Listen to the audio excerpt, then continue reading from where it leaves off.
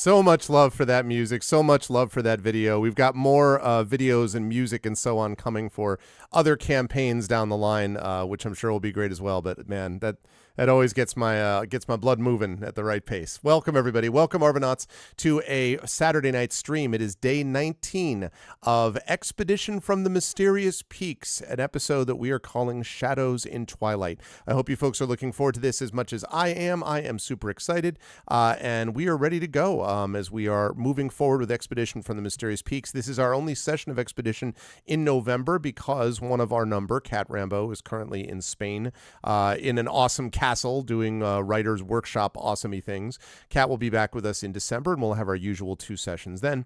But in November, we had 1 session for Eberron, 1 session for Expedition, and so very excited about that. Before we go any further, though, just a couple of reminders about ways to support us on the channel. If you haven't done so already, please follow the channel. Please check out our YouTube with !ArvTube. Discord is !ArvCord. And for those of you joining us over on the YouTube channel, welcome. We are streaming over there live as we are now doing concurrently with Twitch. If you like what you see here, please comment in the YouTube channel. Please stop by and say hi and be like, hey, this is pretty cool. What are you doing over here? That sort of thing. And also, please consider jumping over to our Twitch channel where you can hang out with us as we go through. I try to monitor both chats, but right now we have more folks over on the Twitch chat, so definitely join us for both of those if that is of interest to you. And again, you can subscribe to us in the YouTube channel with !ArvTube. I mentioned the Discord. Twitter is !ArvTweets until that thing fully faceplants, which it's on its way to doing. Blue Sky, !ArvSky is in much better condition, and I'm over there as well. And the website for this is arvaneleron.com. Hey, Shadow Mage and Critchwitch and Triffid, hello. Financially, !ArvTreon is the Patreon. It really is, Critchwitch. It seriously is. Not at all jealous, not even slightly. No, I'm glad that Cat's getting a chance to do that. !ArvTreon is the Patreon where you can support the channel. That's really the financial backbone of the channel. !ArvShop is the merchandise area where you can get stuff associated with the channel. Expedition from the Mysterious Peaks is coming soon, by the way. We now have Shire Adventures merchandise over there. We have Eberron merchandise over there. We have regular Arvan Eleron stuff over there, and Expedition is going to be joining this as well. Oh, very nice, Shadow. That's awesome. I hope you like the phone. So, yeah, anyway, so we've got that going on there as well. And you can support it and get some cool swag at the same time if you want to support us by supporting things over at !ArvShop. Also, subbing to the channel is always very much appreciated. You can sub to the channel and get a whole bunch of cool stuff by subbing to the channel, and including not only the sub badges and custom emotes to use everywhere across Twitch, but also inspirations to help our players. You can do that both here and with the Patreon, and so those are ways to support our tabletop players in everything that they do. And let me also remind everybody that for this campaign in particular, we also have something involving cheers. When you cheer with bits, using your bits that you can share within Twitch, that money gets divvied up among the players, and I try to set that player if I can every month. But the last couple of sessions we haven't had a whole lot on the cheers, so I'm trying to gather it together. So if you like what you see today, then please do consider cheering in Twitch, and doing that will get some bits that I will add to the total, and then I will send that along to the players. That all gets distributed among the players for this particular campaign. So definitely keep that in mind. I want to make sure that I mention that up front so I don't forget about the ability to cheer, which would be appreciated. So there's that. On the publishing side, !Icarus is my graphic novel from Athos Arts.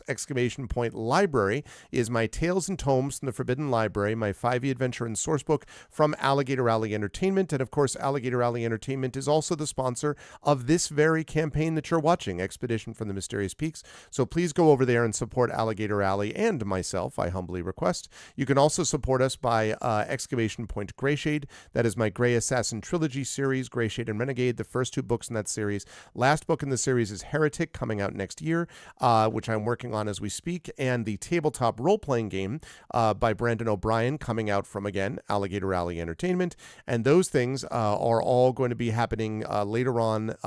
As I say, Heretic next year, tabletop role-playing game coming soon, TM, from Brandon O'Brien and Alligator Alley. And you also can get the audiobook right now, actually, of Gray Shade at that exclamation point Gray Shade link from our very own Trend Sparks. So that's what we've got going on with that. Please support us if you can over in those various places. And last but certainly not least, exclamation point BLM, Black Lives Matter, important to affirm and assert the significance and importance of Black lives. Exclamation point Help Now, the World Health Organization page on suicide prevention. Important to reach out to others when you need help and reach out to others when they need help as well. And exclamation point Ukraine, UKRAINE, to help the people of Ukraine as they fight back against an illegal and illegitimate war with bravery and courage, and send the message. We will do so for others in that situation in the future. And thank you so much, Prince Justin. Now, one quick note about schedule for next week. The calendar is a little bit in flux because of schedule changes behind the scenes.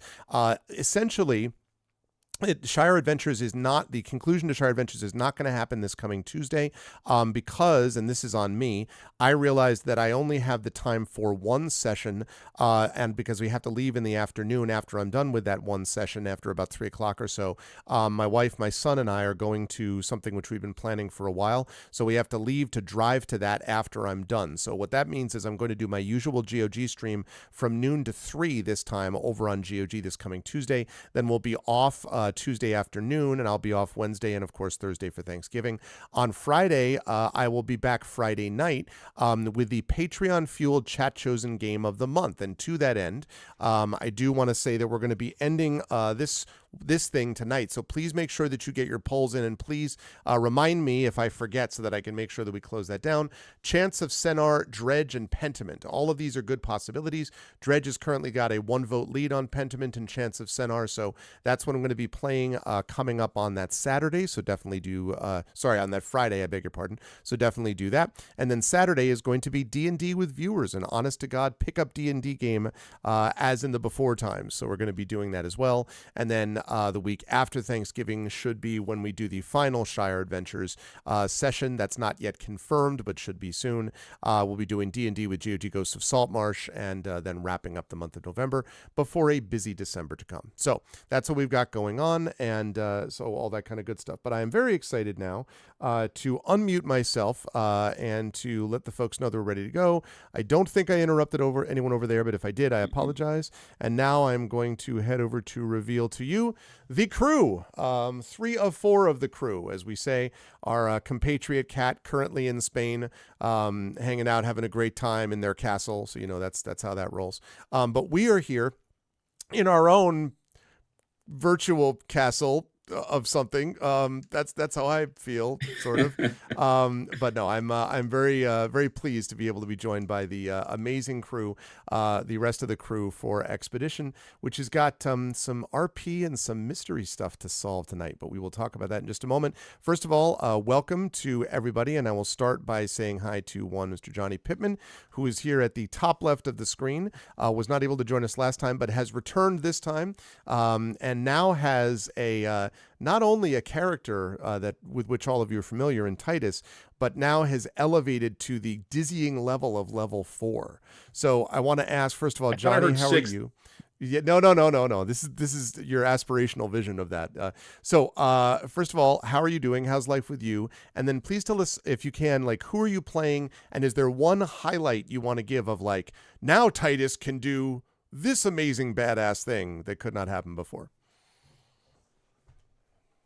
So, hi, I'm Johnny. I am currently coming to you from Yorktown, Virginia. I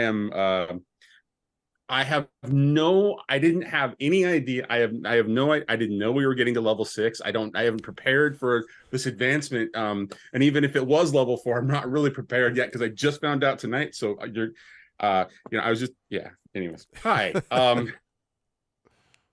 It's everything's good. Life is good. Titus is level 4. I don't know what it means yet. The rest of the folks were talking about feats and taking attribute advances and all that stuff. I'm about to get into it, but I'm just gonna say hello. I'm also going to acknowledge that it's my birthday next week. So happy week before birthday. Happy birthday. yeah. I'll be turning the big 4-9, which is kind of scary, but Nice. you know. Been there, my friend. Been there. Yeah, I got a conversation to have with you about that. Yeah. Oh, really? Anyways, so yeah. And things are good. I'm looking forward to the holidays. I'm looking forward to new Doctor Who next week. Getting caught up on Scott Pilgrim on Netflix. Missing the hell out of the character of Loki after that ending of Loki. And yeah, Titus is just gonna, hide away and try to watch all this stuff. Oh, and actually, we're supposed to have a downtime. We're not getting into combat, right? I mean, only you can answer that question. Depends on how things go. I should just ask very quickly, Johnny, have you seen Ahsoka? Can I assume that you had seen it? Because my daughter and I just finished all the way through. Okay, because we just finished watching episode 2, and we like it so far. It feels like a slow burn, but it was. I was curious how you felt about it. Okay, so here's what I'm going to say. Ahsoka is the most Star Wars since Disney started. Okay. It's a little slow burn, but it is the most Star Wars that we're ever going to get, because Okay. it's Dave Filoni being Dave Filoni and doing Dave Filoni things that he practiced while doing Last Airbender and is now doing with all of the things Star Wars, including Clone Wars. I will say one thing. There will be a moment. There will be a moment where you will be, however old you were when you first saw Star Wars, when this particular thing happens. And after that moment, I was just like, yeah, you know what? It was all good at that point. It's amazing. The answer to that question is 7. No wrong. I was 7 when I first saw Star Wars in the theater. So yeah, I was. My dad was a projectionist. I was just 3. So wow. Yeah. Anyways, yeah, it's Ahsoka's incredible. Okay, cool. You are still in for one hell of a ride. Awesome. I am excited. I was curious. I figured I would go to the expert on such matters. Always a pleasure to have Johnny with us. Also a great pleasure to have Toya Kristen Finley with us. Toya has now given me a gift by letting me know of the existence of a cartoon which makes fun of Kenny Pickett's tiny little hands. And that's a joke that probably won't make sense to most of you. But if you're football fans, and if you're a Steelers fan too, you might know. You'll both be happy and sob at the prospect. But no, I'm excited to check out this new thing Toya just told me about. Not new, but new to me, I mean, to check out. So, Toya, how are you? How's life in the universe with you? And can you tell us what awesome new thing, because I do think I know what it is in your case, that Nulls has gotten? Yeah, so I am a dumb jock, so I have to represent for the dumb jock contingent here. All this nonsense about sci-fi and stuff. So I discovered Gridiron Heights this week, which is done by Bleacher Report, and it's webtoons on YouTube about NFL players and coaches and owners who all live in the town of Gridiron Heights. And if you know way too much about football, not just your team, but also all the other teams, and know like really random stuff that the average person, even maybe the average person who watches the NFL may not know, then this show is absolutely for you. You have to pause the screen like every second to get the background jokes and the Easter eggs. It's absolutely brilliant stuff. Very cool. There's an episode called Paranormal Sacktivity, which is QBs in a house who get sacked a lot. That's okay. That's awesome. Just okay. Anyway. So, as Cleo says hello in the background there. So at level 4, Nulls is now lethal, which makes me very happy. So Nulls took the feat telepathic, which means she's now telepathic. Got a point in charisma, got detect thoughts. She also has the cantrip Vicious Mockery, and the spells Cutting Daggers, A Dissonant Whispers, and Thunderwave. It's good stuff. This is where the bard proves bardness, like where bard becomes the most of bard. I actually cannot wait to hear what Toya is going to do with Vicious Mockery. I am 1,000,000% going to be like, what's that look like? It's not going to be like I cast Vicious Mockery. I'm going to be like, no. How do you actually already know I know what that's like. Right, like how do you viciously mock is what I'm going to want it every time. No, I'm very excited for that. It is a pleasure to have Toya with us, and yes, Nulls is going to be even more awesome than before, if that's possible. So looking forward to more on that. As I mentioned, Kat normally plays Fob. Fob will be somewhat in the background of this. Kat will return next month from Spain. We hope that Kat is having a good time there. That leads us to the amazing and awesome Zach Clay, who is with us. Zach, it's good to see you, my friend. And we got a comment, by the way, Zach, on my our vocalist video on the YouTube saying, "Congratulations on getting through Apollo Justice Ace Attorney. This is one of the worst of the Ace Attorneys, sadly, because of the weirdness of the cases." And I'm like, I didn't think it was that bad. I mean, like, whatever. No. But still, they were like, they weren't being snarky. They were like, you did a great job with it and everything. I was like, okay, well, anyway, because Zach and I just went through the end of that thing. But there'll be more awesomeness to come from our vocalist. But tonight, it's all about Expedition. So same question: how's life with you, and what awesome new thing does Dr. Jaraxxus now possess at level 4 that you want to tell us about? Life is good. Gearing up for holiday stuff and lots of D&D things coming up like this.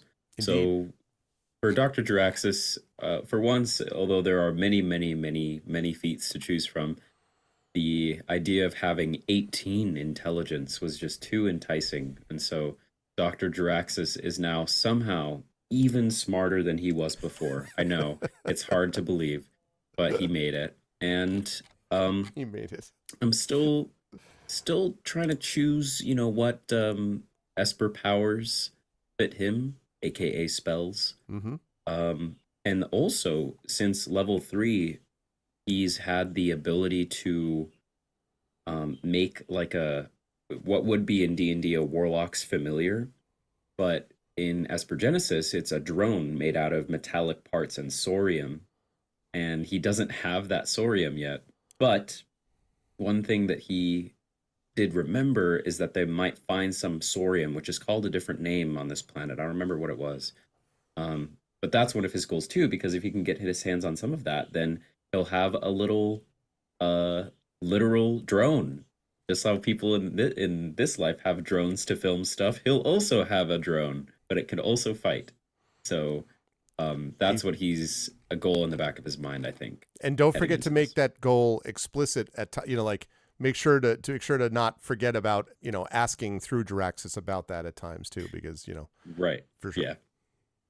Where I see a shopping episode either impending or about to happen. Those mean the same thing, so I think it's going to happen either way.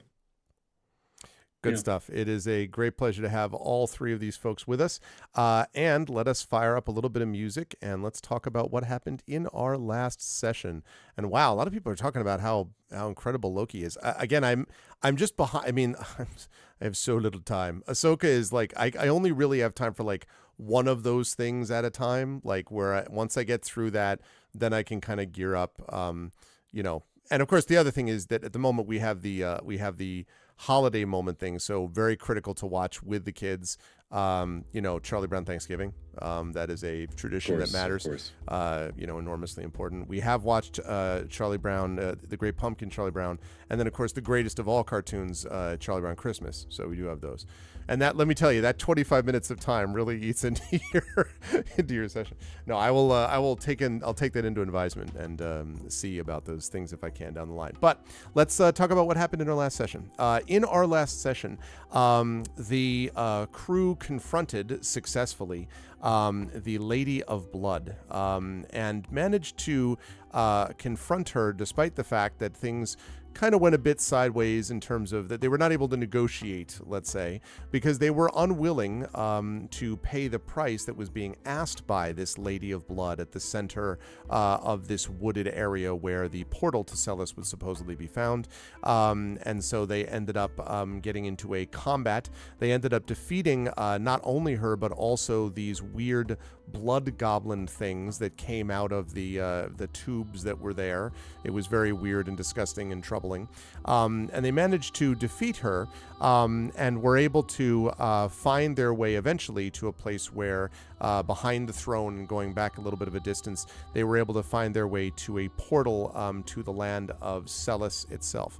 Celis is known more popularly by people outside it as the City of Stars, and it is known as a place that is, as you kind of look above it, there is a vista of this elven city, and the platform from which they first viewed this allowed them to see these buildings with sculptures and dwellings set within the dark stone walls of this enormous cavern stretching far beyond the naked eye in every direction, with creatures, winged creatures flitting about between and among the city districts. There was water from the lake and the canals, and light from the decorative foliage reflected upon the crystalline patterns along the dark stone of the ceiling, so that it looks very much, as you look up, as if you're looking into a sky full of stars. And those stars are actually reflected in the lake and the water that is down below. So it's a very beautiful, thank you, Prince Justin. And some of that's me, and some of that's the lovely world building from the Alligator Alley folks as well.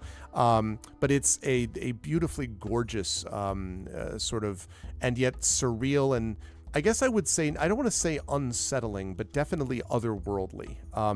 In fact, it may be the case that Dr. Jaraxxus and Titus might feel slightly more at home in a place like this even than Knowles and Fob would, in the sense that it feels a little more galaxy oriented, if you know what I mean, at least the sort of unreal nature of it. So they were brought by Elu to meet Elu's mother, who is Levia, Lady Levia Whisperwind, who was walking about the garden of the Whisperwind Manor. They reunited. They were very happy about, having been reconnected again. But one thing sort of at the end of that marred the whole reunion, and that is when Elu mentioned the fact that her brother Darius has been killed. And of course, Knowles and Fob witnessed that directly when they were killed by this cult of the Light of Aoth, who apparently may have taken over the Primarch's mind or done something, or it's not clear as to what, but it's really bad, obviously, for the people of Camria.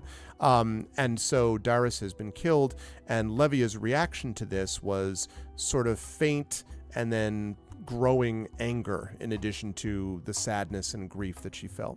So just before I jump into that, I do want to mention one thing which I think I talked about, but I want to re-emphasize, which is that as the guards were leading you to Lady Whisperwind's manor, and also we're meeting, I should have mentioned before, Rel, the sprite caretaker, who kind of was flitting around and kind of like saying hi to them. Elu's, long time kind of has served the Whisperwinds for many years. But as they were heading down there, the Elu warned the party to be careful, especially of magitech and technological things in general, because of what happened during this cataclysmic explosion some hundreds of years ago. The people of Elisanth and of Celis, this city more specifically, abhor the use of magitech and technology, and they view those who use it with heavy suspicion. So it's one of those things where you want to be like not so obvious about just like, let me film this, visor work, laser beams, just kind of keep it on the down low is Elu's recommendation while you were within the city. And so, having done all of that, we're going to pick things up right there with Levia having heard this from Elu, and again getting this sort of like this moment of anger, and then says, "We should speak more of this. Come in, please." And then kind of turns and walks off, and Elu sort of glances at all of you, and then heads along and says, "You should follow," and goes along. And it's, remember, the four of you, Rel, and of course Gamork, who is kind of padding behind you with this sort of his usual, disdain of things around him, I guess might be the best way to describe it. Okay, so Levia brings you into essentially this very large gazebo. And it is a gazebo with seats that are beautifully furnished and cushioned. But as you sort of look at kind of the cushions, you can see that there's something unusual about them. And I would say, I'm trying to think if any of you would know this specifically. Let me have you each make a perception check for me, actually. Let's see if you can figure out what the deal is with the cushions of the seats of this gazebo. Hold on. 7. Accidentally shut down everything. Bear with me just a moment. Not shut it down. I just minimized everything. There's that. And then that. And then...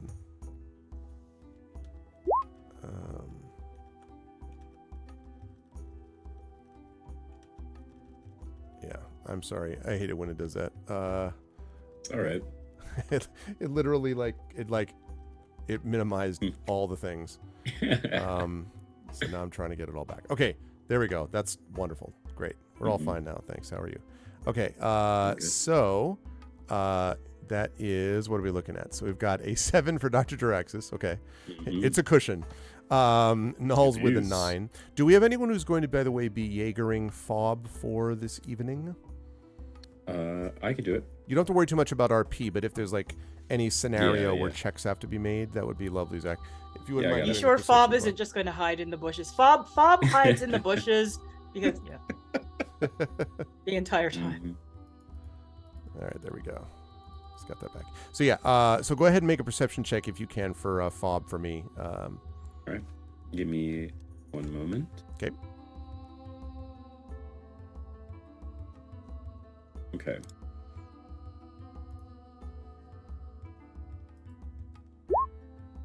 There you go. 12. Okay. Yeah, I think the only one who probably picks up on this, I think, is Titus. Titus, as you sit down, because it looks like they're just sort of like, it's kind of velveted cushions made of, beautiful purple. But as you sort of prepare to sit down, you can see that the threads of the cushion almost seem to sparkle. And as you look closer, you don't know that this is a fabric. This feels almost like woven plant and or rock material. This is like natural material, which you think has been so cleverly and beautifully spun that it seems as if it is the sort of like, technologically advanced cushions that you might get on, space station somewhere, with like manufactured and synthesized with all that modern technology has to bring to bear. This is not that way. You think that these are naturally somehow sourced, I guess, cushions that have been woven together in this way. And as I say, the threads sparkle. They seem to reflect the ceiling, the reflection of the lights off the ceiling above seem to be similarly reflected in these cushions. Can I make either an insight or a xenobiology check? Sure, for what purpose though? I would like to see if Titus recalls ever seeing or experiencing, because remember, Titus is technically an old man, even though he's like level 6 now. Yeah. He's So like that's the Titus people's version of 4, by the way, in case someone's curious. So Titus is an old man in the sense that like he has lived about 300 years. Mm-hmm. He has raised and been a part of a large sort of clan, right? And he is off doing his own thing at this point. So he's experienced a fair bit of life already, and has also experienced a fair bit of exploration as a pilot/medic. Yep, kind of a thing. So I tell you what, not xenobiology or insight, but I'll give you a chance to do a nature check. And you can see what you may discover from that. We don't have nature on our... No, that's right. Yeah. Xenobiology is... So that's why I said... nature. Right. Yeah, and the true. insight was just based upon the idea that, a long life would have given him some really varied experiences. Yeah, the insight, though, I think would be more into what people themselves are reacting. No, I'm sorry. I apologize. Yeah, xenobiology Fair. would be exactly right then. Yes, that is what you should be doing. Okay. All right. How's the 17 for you? Yeah, and you probably have run into several planets like this where the natural world is so critically important to the people there that they make an effort to infuse aspects of it into everything that they do. But the thing that you pick up the most about this is the sparkling light, the sort of shimmering light of the cushion. in some ways almost feels like it is directly synced up with the shimmering of the reflections in the ceiling above. If you had to guess, there's a resonance there between what made the cushion and what is being reflected off the ceiling. And what that suggests is a very powerful connection, whether it's telepathic, whether it's, who knows whether magic exists as such.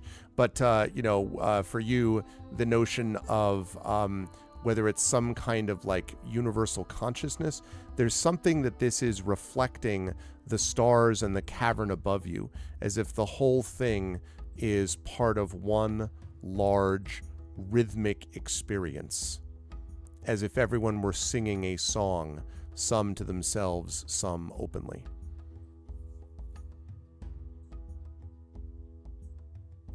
And you've never seen anything exactly like it, but you definitely know when things resonate with each other. And this seems like it is in line with the surrounding natural landscape. Jaraxxus turns to Titus and kind of lightly shakes his shoulder and says, Titus, are you staring at the cushion? You all right?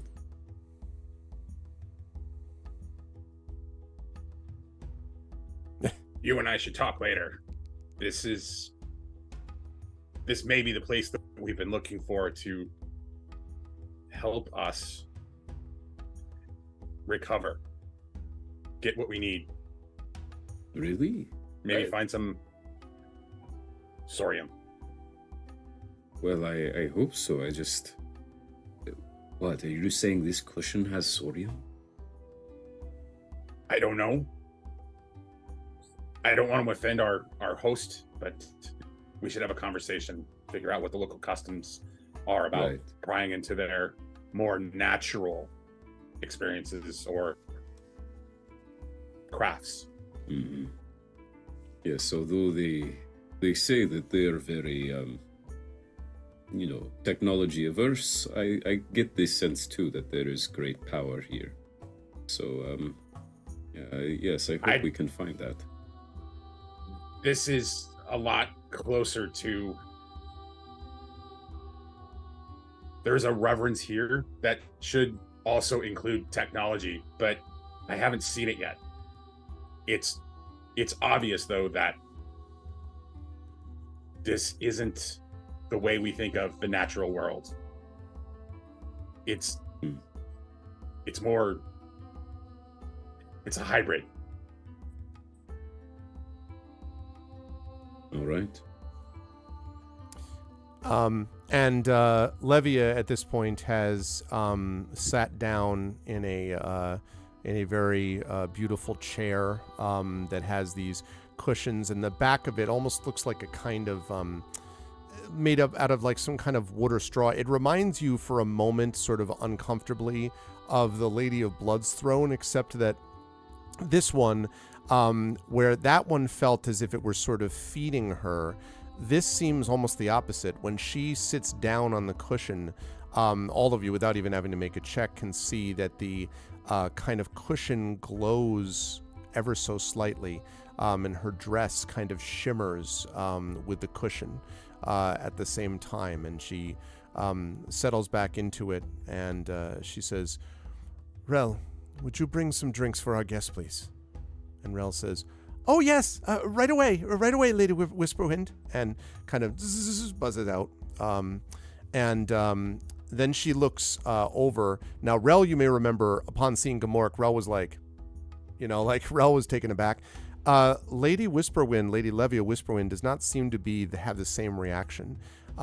Instead, when she looks over and sees Gamork just standing at the edge of the gazebo, she says, "I do not know much of you, but you are also welcome." And then she says, begins to growl, and Gamork kind of growls back and then sits down on his haunches and just waits. Does this seem similar to when Nalik talks to Yes. Gamork? Yes. Okay. Yes, indeed. Right. But I mean, like, just, you know, Mm-hmm. no issues at all. Like, there was no Right. spell casting or anything for that.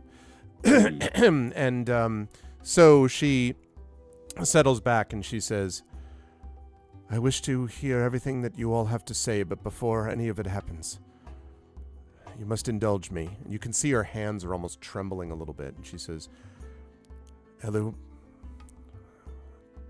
what happened to Darius? And so Elu kind of takes a deep breath and she relates the experience of what happened to her brother. And when she gets to the point of, and then he was set on fire by the Primarch's servant, you know, by the cultists there. Lady Levia sort of just closes her eyes and sort of is just silent. Her hands are just sort of clutched together. And then she opens her eyes slowly, and you can see there's an incredible intensity, and she looks at Elu and she says, you realize that this is partially your doing by entertaining his childish heroic fantasies. He wanted to be like you and he ran after you, and now we see what has happened. So Elu kind of like sits back, and for the first time ever since you've known Elu, her eyes fill with tears, and she stands up and she says, and I am sorry I have disappointed you, and she walks out of the gazebo. Rel appears a second later bearing drinks. It's like, I've got, and she sort of looks around. Thank you, Rel. Thanks. I take the drink. She brings you the water, brings everybody the waters, and, I could just get some food, maybe? Why don't I'm gonna go get some food, and like buzzes out again. Jaraxxus looks at his companions, giving a look of whether or not to shake the bee's hive, I guess. Like you see him biting his tongue as he looks at Nalik and Titus and Fob, and then back at Levia. And Jaraxxus wants to gauge what we think, or what everyone else thinks about what just happened. Yeah, Nals is also trying to take the temperature, thinking about Elu, but also knowing, like, if she gets up to see if Elu is okay, that could cause some tumult, maybe, because nobody knows exactly. There's been some very strange things going on since they arrived. There were the guards that we met. I can't remember exactly what happened with them. Nals tried to speak Elvish with them, and I can't remember exactly what happened, but they had a very weird response to that. Now there seems to be something secretive going on. She doesn't exactly understand, like, the conversation that Titus and Dr. Jaraxxus had, but she does know everything. Oh, and then of course, not needing a spell to speak to Gamork. So she knows not everything is cool here, and she wants to be a good friend, but also being a good friend in this moment might mean keeping her butt where it's planted and not getting people seriously hurt or killed. Levia has just been looking off while this is all going, like, is not towards her daughter, but just kind of like staring into the middle distance, not looking at anyone in particular. But Nals definitely thinks that Levia is Mom of the Year. Well, what was Elu's brother's name? Darius. Okay. Darris. Okay. And what's the read we get from Titus? Titus is taking in the temperature of the room, but looks like he's prepared to speak, and he will look at all three of you essentially to check in to and just kind of, because she's not looking at us right now. He'll kind of like motion to that he's gonna engage, but you're kind of like trying to get a sense of like whether you guys are good with that or not. Yeah, Duraxis nods a little bit as if to say, be my guest. So Nulls actually has telepathy now. Oh, right. So Right. she's just going to send a thought. I would also like to explain how Nulls is telepathic. Okay. So That'd be great. She has access through people's dreams. It's like the deepest, most secretive part of them, and that opens things up to their mind, basically. Also, So- one quick note, Toya. I believe that Nulls' telepathy is just one creature at a time. So keep Yeah. in mind this is not a WhatsApp group chat. So you're going to have Oh, to yeah, repeat yeah. the same thing several times. I have been in multiple campaigns where we had the group chat, and it was very, very Duraxis Skype unlocks funny. the WhatsApp group chat at level 6, so Yeah, exactly. we'll be okay. So she's going to send a message to Titus because she can tell that he's about to speak. She says, just make sure we tread carefully here. I know you know that, but it's a good reminder we don't know what Elu's mother is really like, and there are several things about her that have me just a little bit on edge.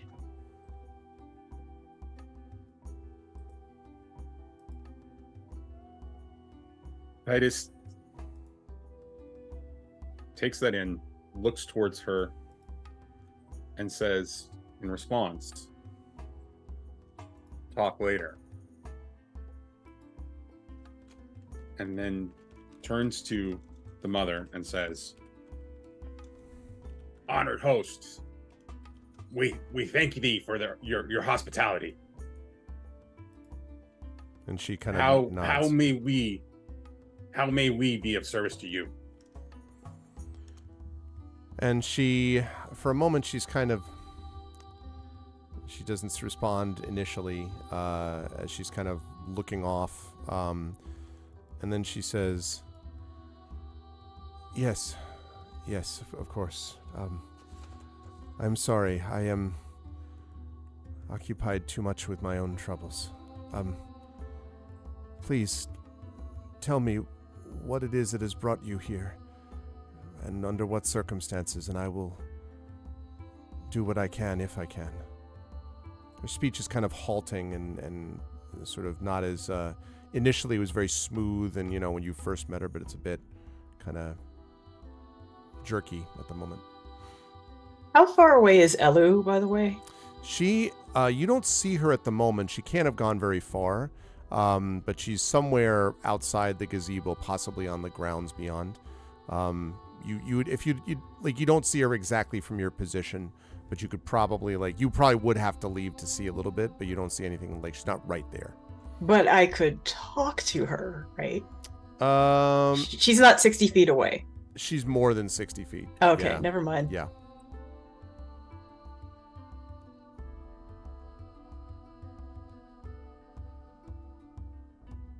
Titus takes in what she says and then responds with, I would be honored for us to share that story, but if we could refresh ourselves first. It's been a long journey, and even your daughter needs time to take care of herself and come back to you. I'm sorry for your loss, and I understand your grief. I have lost many siblings and nibblings. I can empathize with your grief, but I can't know what it is to lose a child under this circumstance. And she So kind of... please, Sorry. I beg just your indulgence for just a quick chance to refresh, and then we will be happy to tell the entire tale. And she nods slowly and she says, I am grateful for your words, and of course you may have time. I don't know how much you will need, but I am available to you. I will probably remain here for a time. I must come to some understanding myself, and this is not what I had expected. You get the impression, by the way, when she says that not what I had expected is not just the sort of socially polite version of saying this. You get the impression that Lady Olivia expects a lot, right? Like she kind of knows a lot of things, and for something to hit her from out of left field like this is unusual.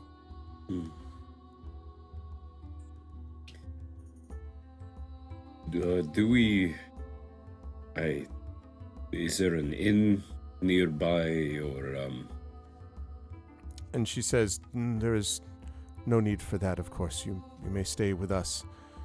There are plenty of accommodations for you, and you have accompanied my daughter and therefore are worthy of our support.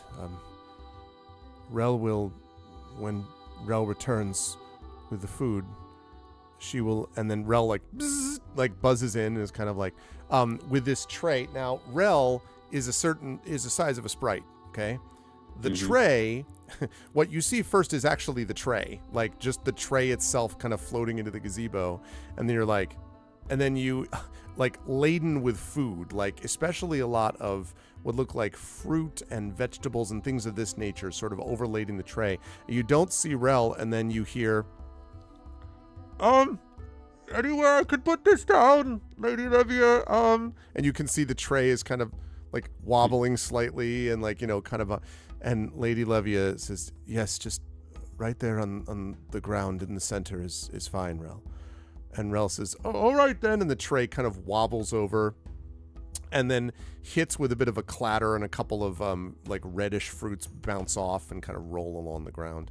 And then pulling herself from underneath the tray is Rel, who kind of pulls out and kind of like sorts out her wing, and like gets that, and then yes, and the Lady Olivia says, Rel, our guests would need accommodations for the night. If you can provide them the guest house, you can show them to them, and then whatever they need, perhaps you can bring the food to them. And Rel kind of looks down at the tray and then back up and is like, yes, Lady Olivia, of course. And she says, right now? You want me to bring them there right now? And Olivia says, well, if they wish that, yes, you can bring them to those accommodations. And I will be here. And Rel kind of like zips up. All right, well, I'm ready to go when you are.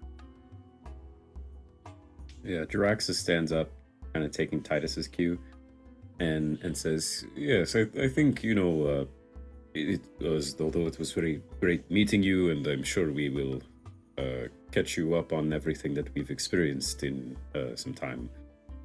Perhaps we could use some time to ourselves, and you some time with your daughter as well. And for what it's worth, we would not have made it here without Elu. And everything she has done has been to protect those around her. I am sure if there was anything she could do, that it would have been done. But Olivia says nothing, just stares off.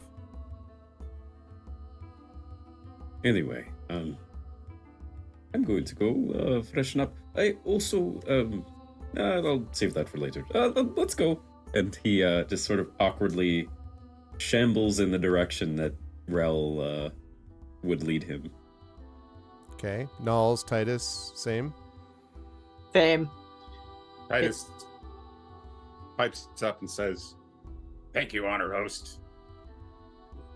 I look forward to breaking bread with you." And he immediately just turns and doesn't wait for a response and just starts Jaraxus moving says, to follow "Bread. Jaraxus. That bread sounds great." Fob silently moves from shadow to shadow in pursuit of all of you. Great. Okay, so Rel brings you through this kind of over this sort of long sloping lawn, which you may remember I described before.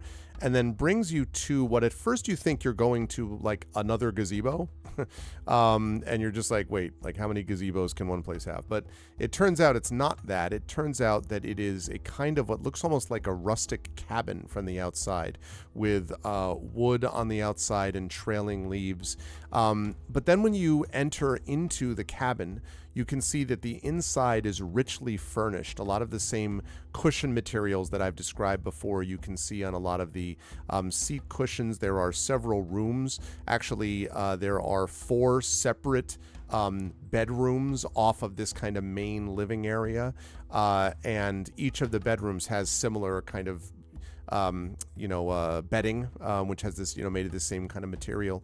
And you can see actually that the wood itself is not brown and dry, but is actually green. In fact, if you had to guess, you think that this may be living wood that has been shaped or has shaped itself into the form of this very sizable, I guess guest house might be the way to describe it. And so even the beds themselves, as you look, the sort of legs of the beds are built into the floor, as if the floorboards just kind of flow up into the legs, and then the bed itself as if it's all one piece. Hey, Drew, with the bedding that I've previously mentioned. And Rel, having, ushered you inside, says, I'll leave and go bring back some of the food now, and so there's more food available right outside here. You can actually just ask the trees for it, and like seems to like just say that, like just ask the trees. Apparently that just happens. And then she says, dinner typically is served at 5 bells. It's 4 bells now. You're under no obligation, but the Lady Levia may want you there, and then there might be an obligation. So, and kind of is like gradually hovering, buzzing back. So use your own judgment. And thanks for helping Elu. And she drops her voice and she says, I'm really glad you said what you said about her. Elu's wonderful, and I can't imagine that she would ever do anything that would hurt anybody around her. But her mom, Lady Levia, really, Darius is... And she kind of drops her eyes, says, it's not for me to say. This is difficult. All right, I'll goodbye for now. No, but before you go, Rel, do you know if is Levia wed? Does Elu have another parent? Yes, but her father has been away for quite a while. It's part of the reason that the Darius is such a shock, because she kind of pauses and says, we have not seen him for many years. Lady Levia believes he is still alive, but no one else knows for sure. Ro, you won't get in trouble for speaking so freely to us? Well, if they knew about it, I probably would, but I imagine you won't tell her, right? And Elu is very important to me, and The trees. You said to ask the trees for things. yes. Do the trees listen? Yeah. Oh yeah, the trees are always listening. The whole place listens, actually. Even the inside. The beds, I mean. Do they report back to your mistress? Oh no. It's not like that. They just, it's a feel. They feel things, really. And they try to accommodate what they're feeling. But no, it's not like that. She doesn't use spies or anything. Well, maybe she does, but certainly not through the trees. They're their own thing. The land is shaped. They love her, and she loves them, and they pick up on it. you know, like a pet picks up on things.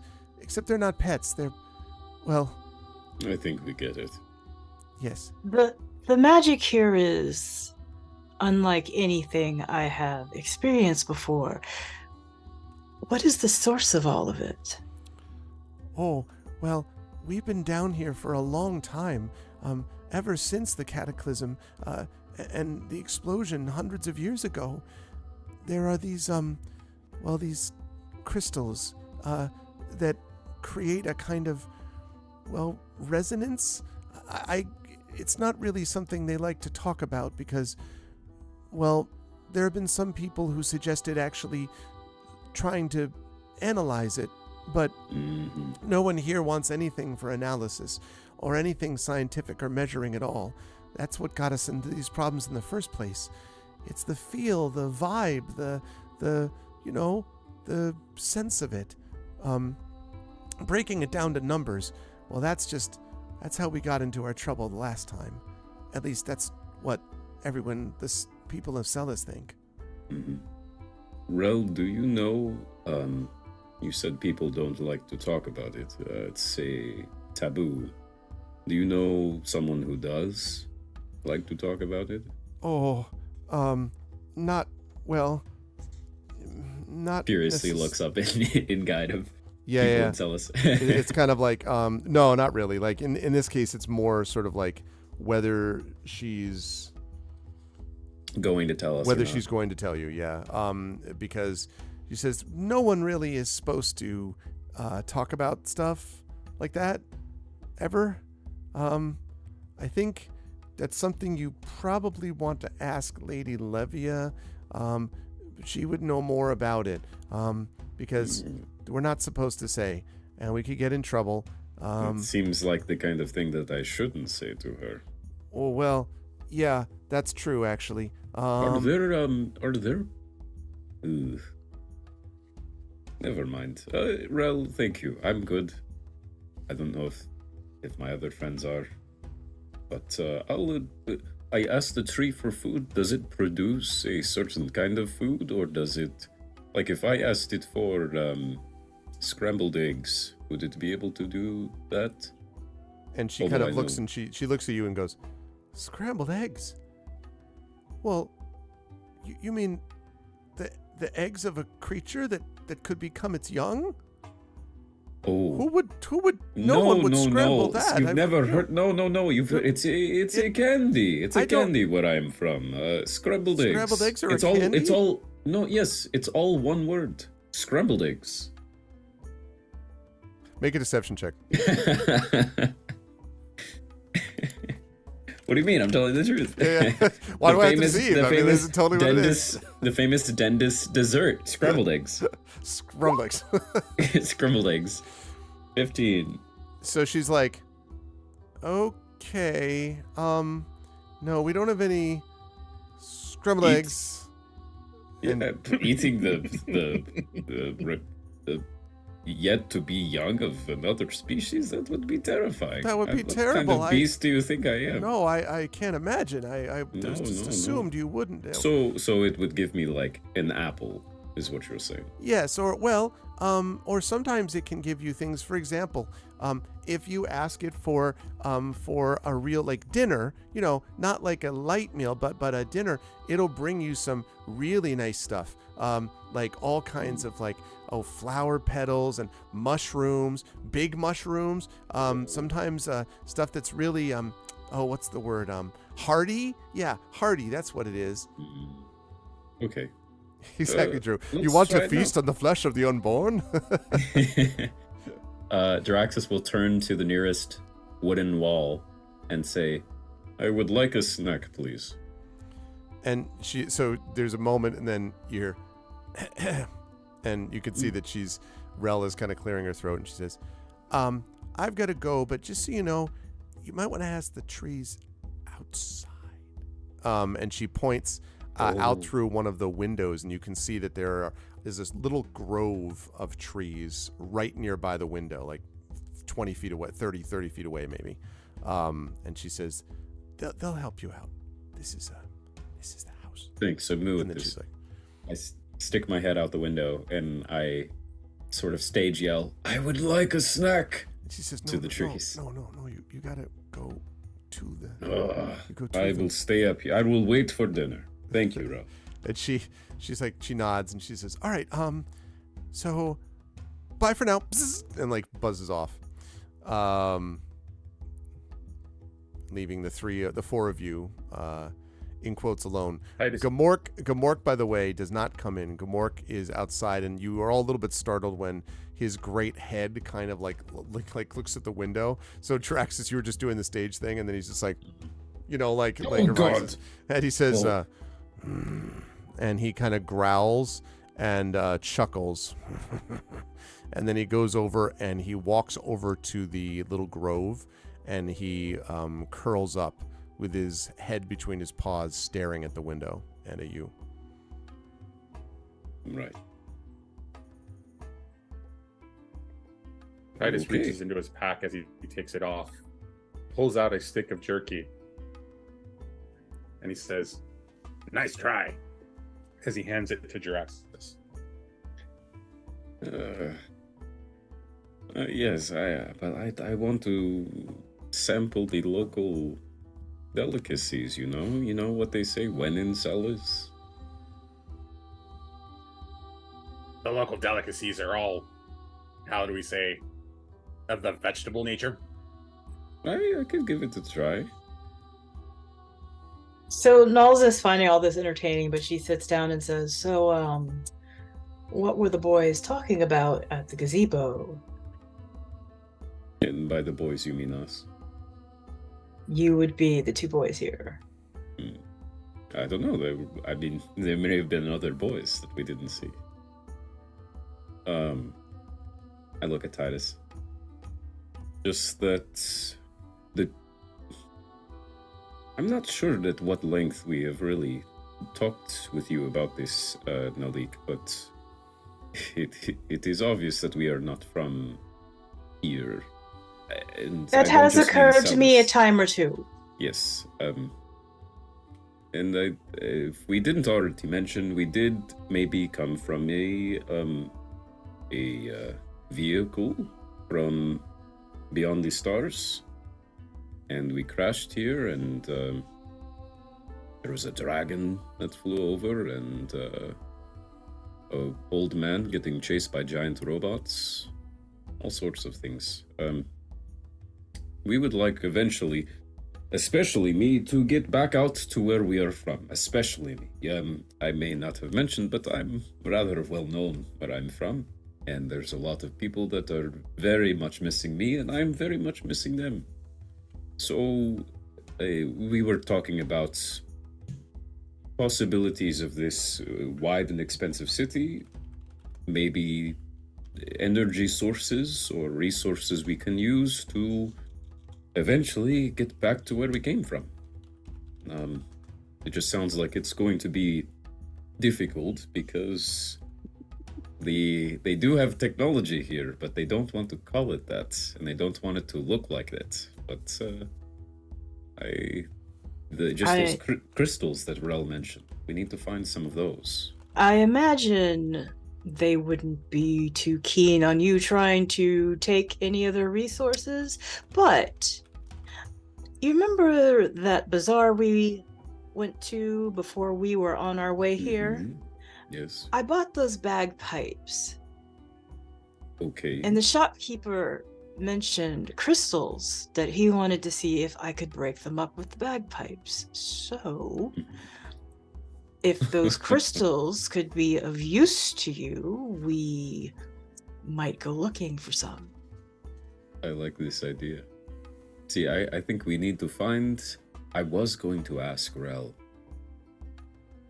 And I look at the wooden wall next to me. I'm very paranoid about these trees now. I don't know. We should be. I don't like being in a place that listens to me. We should take a walk. I'm down to take a walk. Then at least I could go outside and get a snack. And even if they aren't listening in the traditional sense, they're feeling us emotionally, and if we seem a little bit off, I'm sure they could communicate that too. You know what? Well, actually, Draxus doesn't know that you can speak telepathically yet, so he says, "Never mind. Let's go outside." But we're having a great time, aren't we, guys? It's so great, so wonderful. When you go ahead, Titus. Titus shakes his head and just walks outside.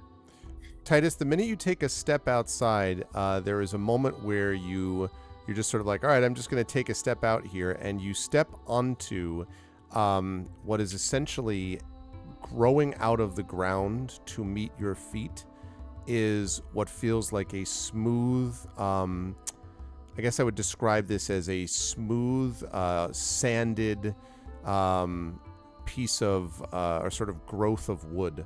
Almost as if you were stepping on a tree root, except the root has flattened. And as you walk, the root kind of grows in front of you or comes up from the land in front of you as you go, basically meaning that you feel as if you're walking on like a springy, giving you lots of feedback to your steps. It's as if you're walking on a slightly bouncy, not an obnoxiously way, but I mean like a very comfortable walking surface. And wherever you turn, left or right, in front of you, this thing immediately comes up in front of you as you're walking. It's just a path you could like, that is in front of you.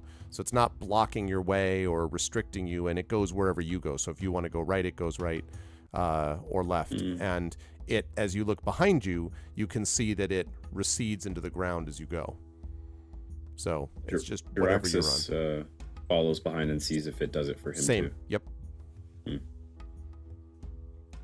Are the roots, are they infused with the same energy You got it. that we saw with the okay? Sure are. All right. I think we go to the grove. Okay. First. So the roots kind of like, pull you around, not pull you, but like go in the direction, like, as you head over there. And when you get to the grove, you can see that these trees are, extending up towards the ceiling. They're very, very tall, and very tall and fairly straight. And you can see there are branches all the way down, kind of they almost look a little bit, I guess you might describe them as like evergreens almost, very straight and tall with branches that are sort of in a radius as you go up. And the leaves on them seem to be sort of glistening, might be a good way to describe it. And you hear the faintest sound of what sounds like almost like bells slightly tinkling. Like this, like a mobile on a porch, as the wind blows through it. A little bit like chimes almost. I would like a snack, I say to one of the trees. Okay. And there's there's kind of a, first nothing happens. Like there's just kind of a, chimes tinkling. And then one of the leaves seems to come loose. And it floats down and almost spirals down. And Jiraxis, you can see this coming, so you can get out of the way. You could catch it. You could, catch it. Or so try to. When you catch it and it touches your hand, there is a moment where the weight of what you're looking at, which is this crystalline leaf, seems to be much heavier than what the leaf itself looks like. And you sort of like have to like, readjust as you're, and when you sort of pick your hand back up, you can see that you are looking at what looks like a very large, like apple-sized acorn or something like that. Like basically looks like an acorn or a walnut or something, like a large tree nut that is sitting in your hand. What do I do with this? I look at Nalik for guidance. Seems What to have a is this? shell on it, Nulls. Oh, so you don't have nuts where you're from? I mean, I've heard of them, but out in space, they're not exactly the kind of food that we usually eat. Many foods that I eat come from tubes, so Well, I don't know anything about that, I must admit, but that hard thing is a shell. You crack it open, and the meat's inside. Oh. I look at myself for something to break it with because I'm not very strong. Yeah, Are I was there gonna say, rocks along the... There are not, ground? but the edges of them are split almost in our game, in our world, like a pistachio, like a very large pistachio. okay. You think you could grasp it and just exactly. Jiraxis learns the lore of nuts. Yeah, exactly. Yes. Can I roll to open this? Yes, a Giant strength check. It's pistachio. a very easy one, but yes. Great. 12. Oh yeah, that's no problem. Okay. Now, very important, Jiraxis. What Mhm. were you imagining in terms of the snack that you wanted? Jiraxis was imagining. Well, Titus offered Scrambled eggs, or was it? scrambled eggs. No, not anymore. Titus offered some meat, some random meat jerky. So Jiraxis probably would have had in mind some sort of savory, meaty, bite-sized something. Okay. Like something like jerky is what he's imagining, but Okay. not. He wasn't doing that intentionally. Like it's actually going to give him jerky. He would be surprised if that happened. When you crack this open, you are surprised to find little wisps of what you think at first are smoke, but then you think it's actually steam. And coming from the inside of this half shell is steaming of what smells like some kind of savory meat-like substance. And there are multiple little cubes of it that you can see within here. Not like cubes like they've been like they sort of look like they're naturally occurring, basically, if I could describe it that way. They don't look like they've been shaped, but just but they are steaming as if warm. Well, that is unlike any nut I've ever seen. It's like one of the meal generators, but organic. And I grab one of them and I pop it in my mouth. What is it? Does it taste good? It tastes like a delicious, what I would describe it as is now if you're disgusted by mushrooms, this isn't going to work, but like a portobello mushroom when seasoned properly, okay, and cooked properly, can taste a lot like a badass meat burger, okay? Like it really can. And it tastes very much like that. It has a beautiful texture that just kind of melts in your mouth. It is slightly spiced, but not overwhelmingly so, but slightly spiced. Absolutely dead on delicious. This is amazing. I absentmindedly pass the leaf snack meal plate to Nalik as I start inspecting the tree, looking for technology, looking for wires, for a data pad. So Nalik takes it, but she's not going to immediately eat it because she's still kind of skeptical and wondering if things from these trees will have some kind of influence on those who eat them. So she just kind of sniffs it and says, so do you have any change in your senses, or No, that's what I'm trying to figure out. That was delicious. How did it? It was Investigation, by the way, Jiraxis, please. Okay, all right.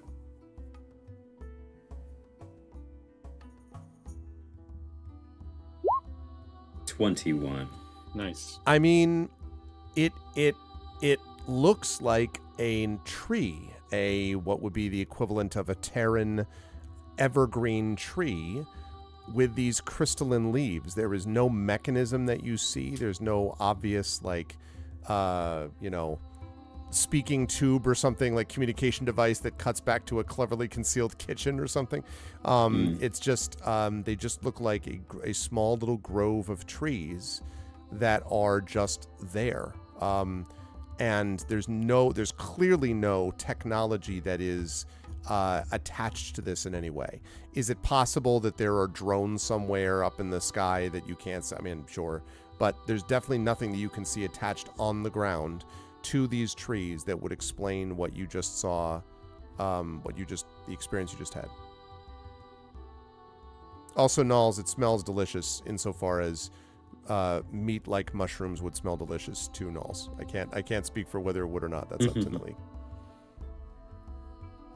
This is amazing and frightening.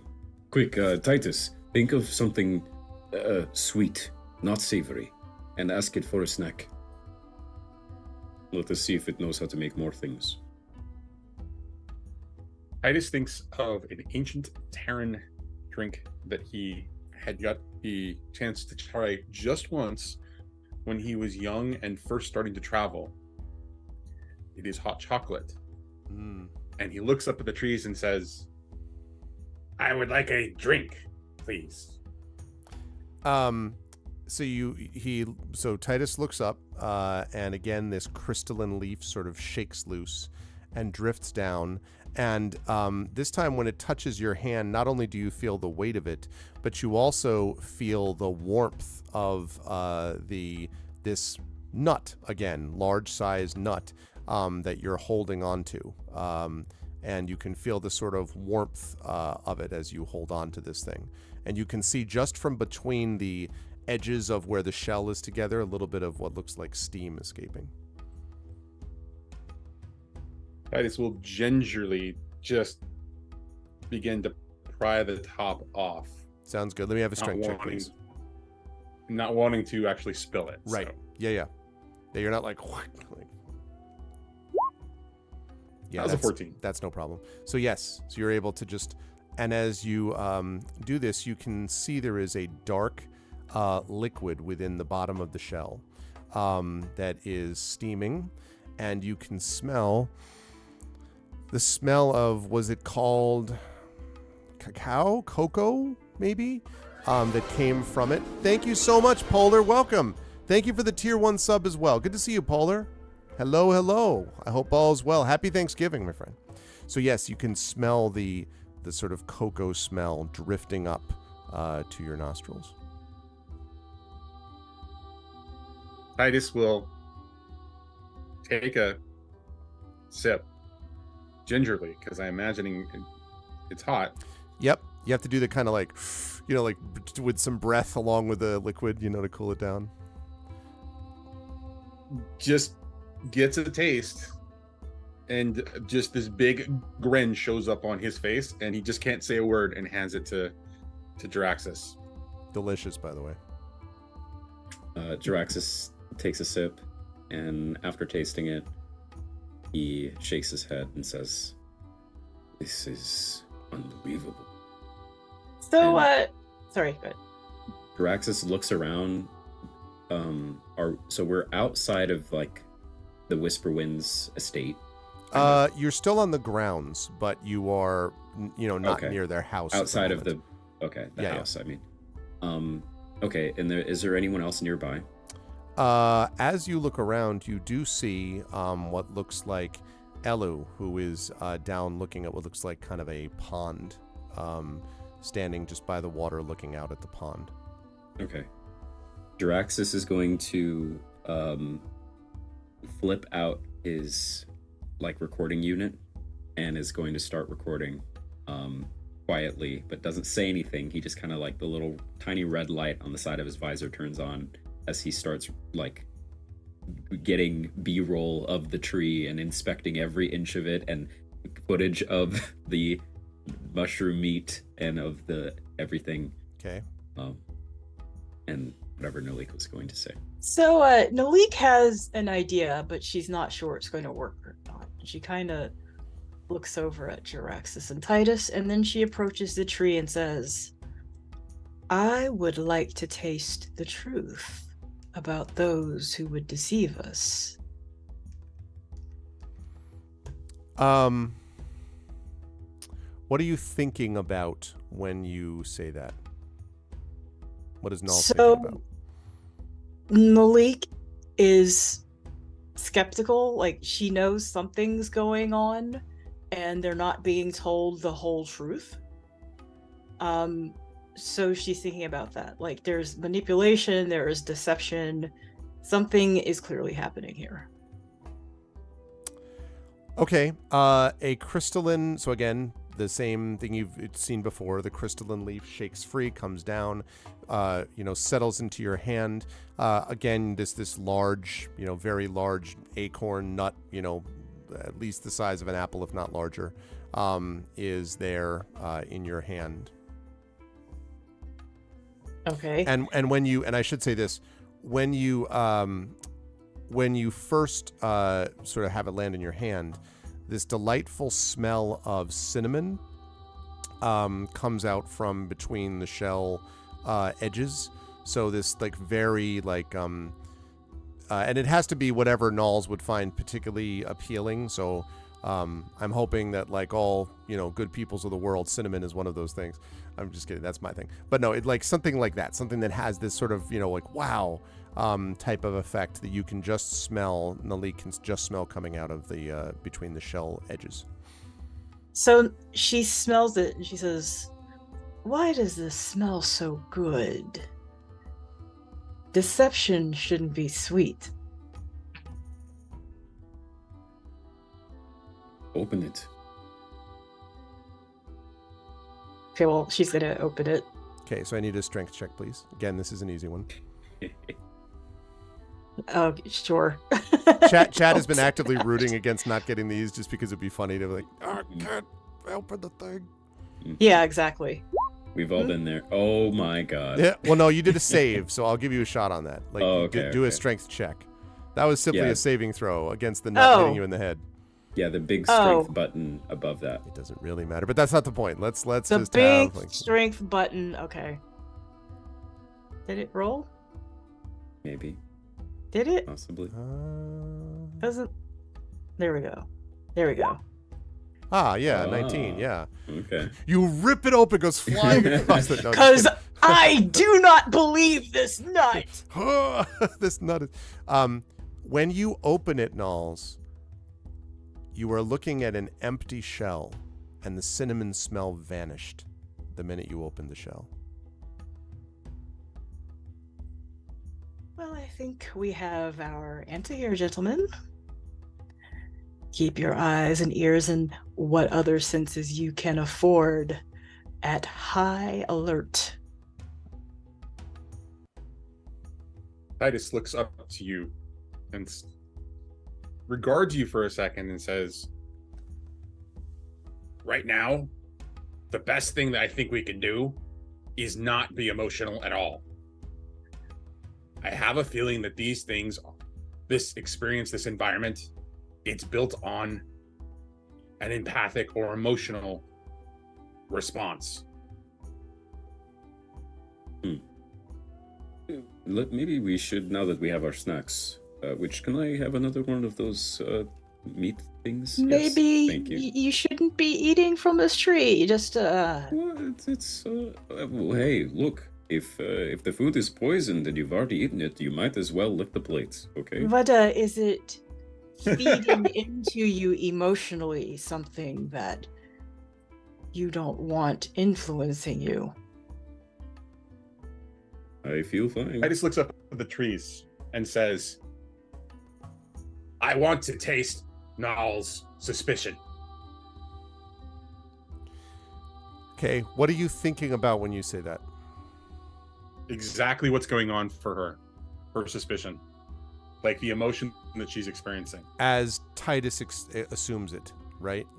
As Titus As Titus is witnessing it. He's not empathic. He's not at all. There's no way that he knows the emotion, but Titus would like to experience whatever he's perceiving. Okay. That's going on with Nulls. So same deal, crystalline leaf nut, which is now sitting in your hand. Yep, you're able to open about that. a 10. You're able to open that.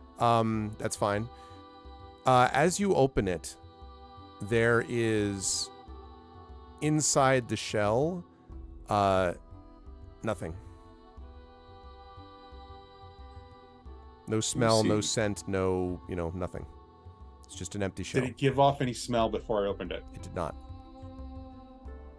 See, now I think we're pushing the limits of this technology. It's obviously just meant to give you food. I will not eat more of the mushroom thing, but Nalik, you must also be aware. Where do you think they're going to get our food for tonight from? Yes, I have been pondering that as well. I was hoping maybe we could speak to Elu about this, and if she senses anything has changed about this place since she was last here. That's exactly what I was going to suggest, so we don't have these weird trees listening to us. No offense. And Draxus begins to walk off towards the pond. I'm trying to see if I have a Draxus, just let me say, as you're looking at that, you all hear and you hear the sound of like slavering and the sound of like smashing, like crushing sound. And if you all look over, you can see that next to the thing on the ground is Gamork, and between his paws is a torn up piece of nut. And inside is whatever was inside that nut, some dark bits of liquid dripping from it, perhaps dark crimson. And when he sees you with a bunch of this like nut pieces and, you know, stuff falling out of, and like then just is continuing to. Well, if something bad happens, then you'll be the only one, Nalik, and Fob, wherever Fob has snuck off to. Bob may have actually eaten the shadows. That's true. Every nut just has shadow in it and a bunch of daggers. Yeah, so we walk to the pond. Okay. When you get to this pond, which is reflected, and actually just before I go on, it's a good place to pause and welcome everybody to day 19 of Expedition from the Mysterious Peaks. You are watching the amazing players of Johnny Pittman, Toya Kristen Finley, and Zach Clay. Kat Rambo is in Spain, and literally in Spain, but will be back with us next month for 2 sessions. We're going to be running for another hour, and this is sponsored by Alligator Alley Entertainment. If you like what you see, please follow the channel, and as a reminder, if you like the work that the players are doing, and you should, please make sure to cheer in chat using your Twitch cheer, because those bits are one that I will assemble and then distribute among the players. So we would love to see that. Never any obligation to do so, but if you're like, man, these people are great, how do I? That's how you do it. Okay, so as you walk down to the pond, the 4 of you again notice that the wood extends for a little bit, and then probably about 100 feet away or so from the house stops. So at that point, you can just get off and you're just walking on like normal grass, basically the grass of the lawn, as you are walking towards the pond. And as you get to the edge of the pond, you can see that Elu is just looking out at this pond with her face is sort of turned away from you, and you can't really tell what she's doing except that she's staring into the center, where in the middle of the pond is this extremely graceful looking, what looks almost like a swan, that's just sort of floating around the center of the pond. But as you look, you can see that what might normally, I should say swan is something which probably Titus and Draxus would not know as well. Nulls, you would have seen something like this or the equivalent of it on the planet before. But this one is a literally a darkened, you know, like black-winged swan. So the whole bird is actually black with sparkling threads among its wings, again looking very much as if it is of a piece with the lights that are flickering, you know, the reflected stuff above. But it is extraordinarily graceful, and every so often it extends one of its wings, and you can see as it extends its wings, just the light on the wings becomes brighter. And so it's almost as if it is as it raises its wings and lowers them, the lights shimmer in rhythm. So as if you're looking at like a blanket of stars on its wings, and then sort of like folds back to its body. And Elu is looking out at it silently, just staring.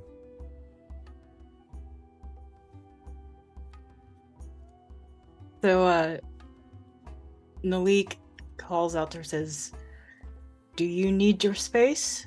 Or could you use some company?" She doesn't say anything. Sounds like she might have heard you, but she's not responding one way or the other.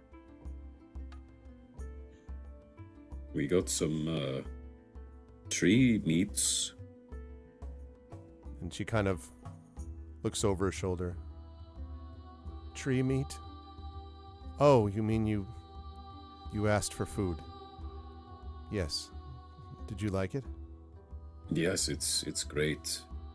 No weird side effects. And then she says, no. After a while you start turning into a tree, but other than that. And then she waits a minute and sort of like slightest smile kind of appears on the side of her mouth. And she's like, I'm kidding, Draxus. No. There's no side effects to it, although sometimes I wish there were. Great. And Jiraxis immediately takes 2 and eats 2 more. Still delicious. little cooler now, but still great. If you're able to talk right now, by the way, you did not deserve what your mother said to you. We are grateful for all you've done. And I'm sure she will be too. She kind of shakes her head and she says, I appreciate that, but the truth is she's probably right. I could have discouraged him more than I did. When I went off to do what I was going to do and to join the guard in Camry on the rest of it, he and I were always together, or at least for a long time. He was my younger brother, and he followed me around. He wanted to do what I did, and I thought that his being here, he felt, well, frozen, stuck here, like nothing was going to change. The people here would just be what they were, and he was tired of stars and nature's bounty, and she kind of gestures to the whole, like her arms taking in the whole area, all of this. When I went off, he said that he wanted to follow me, and I told him it wasn't a good idea, but he said he was going to come anyway, and then I said it was all right. I shouldn't have done that. You had no way of knowing that our world was in so much chaos. It's all been behind the scenes until now.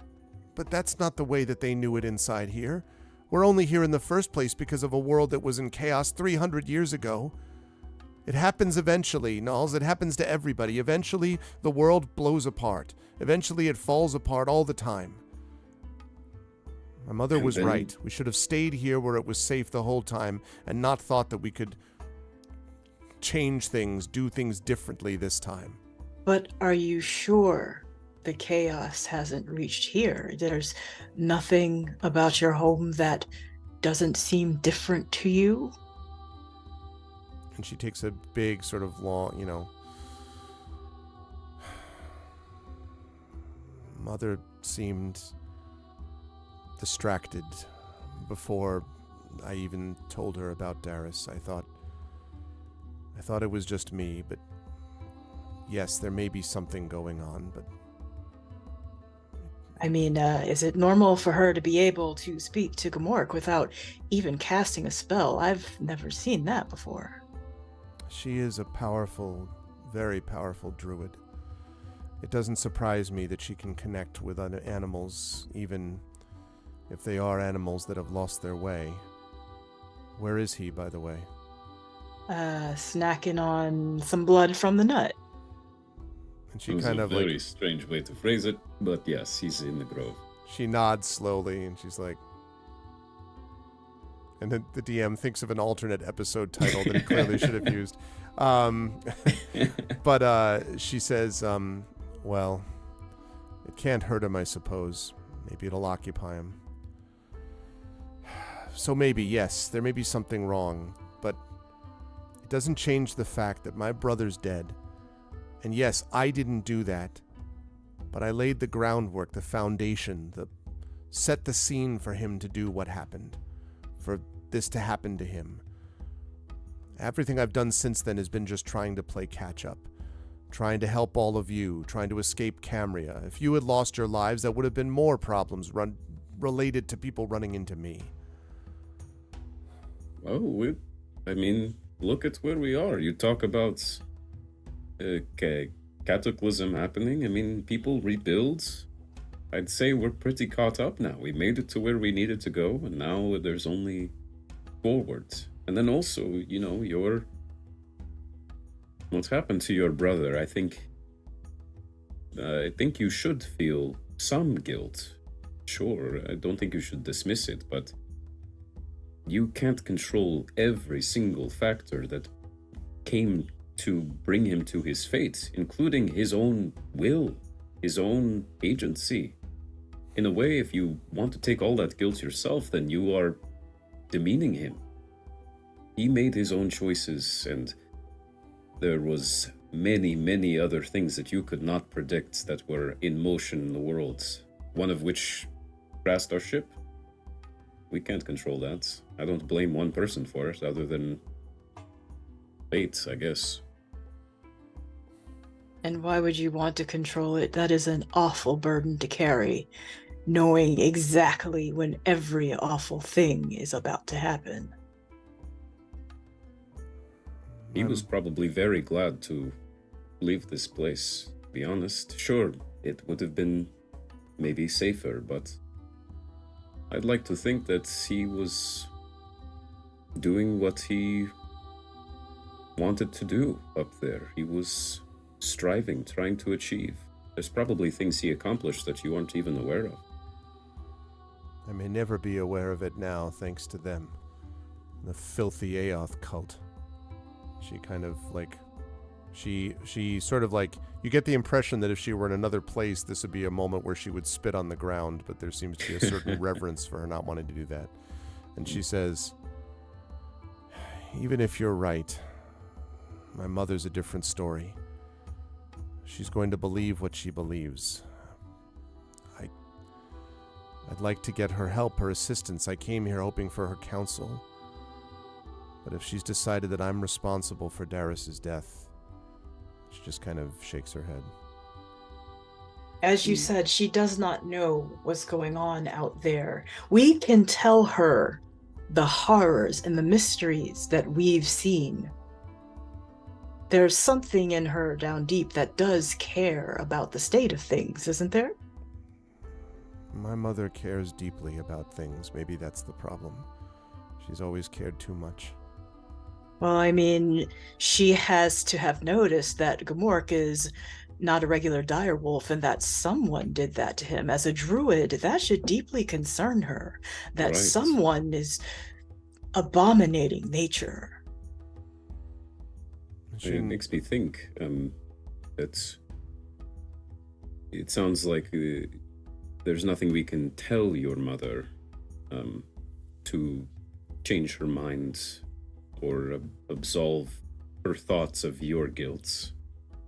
But perhaps there is a way we can show her what happened, what will happen. And she goes, how? I think what Nalik is saying is a start.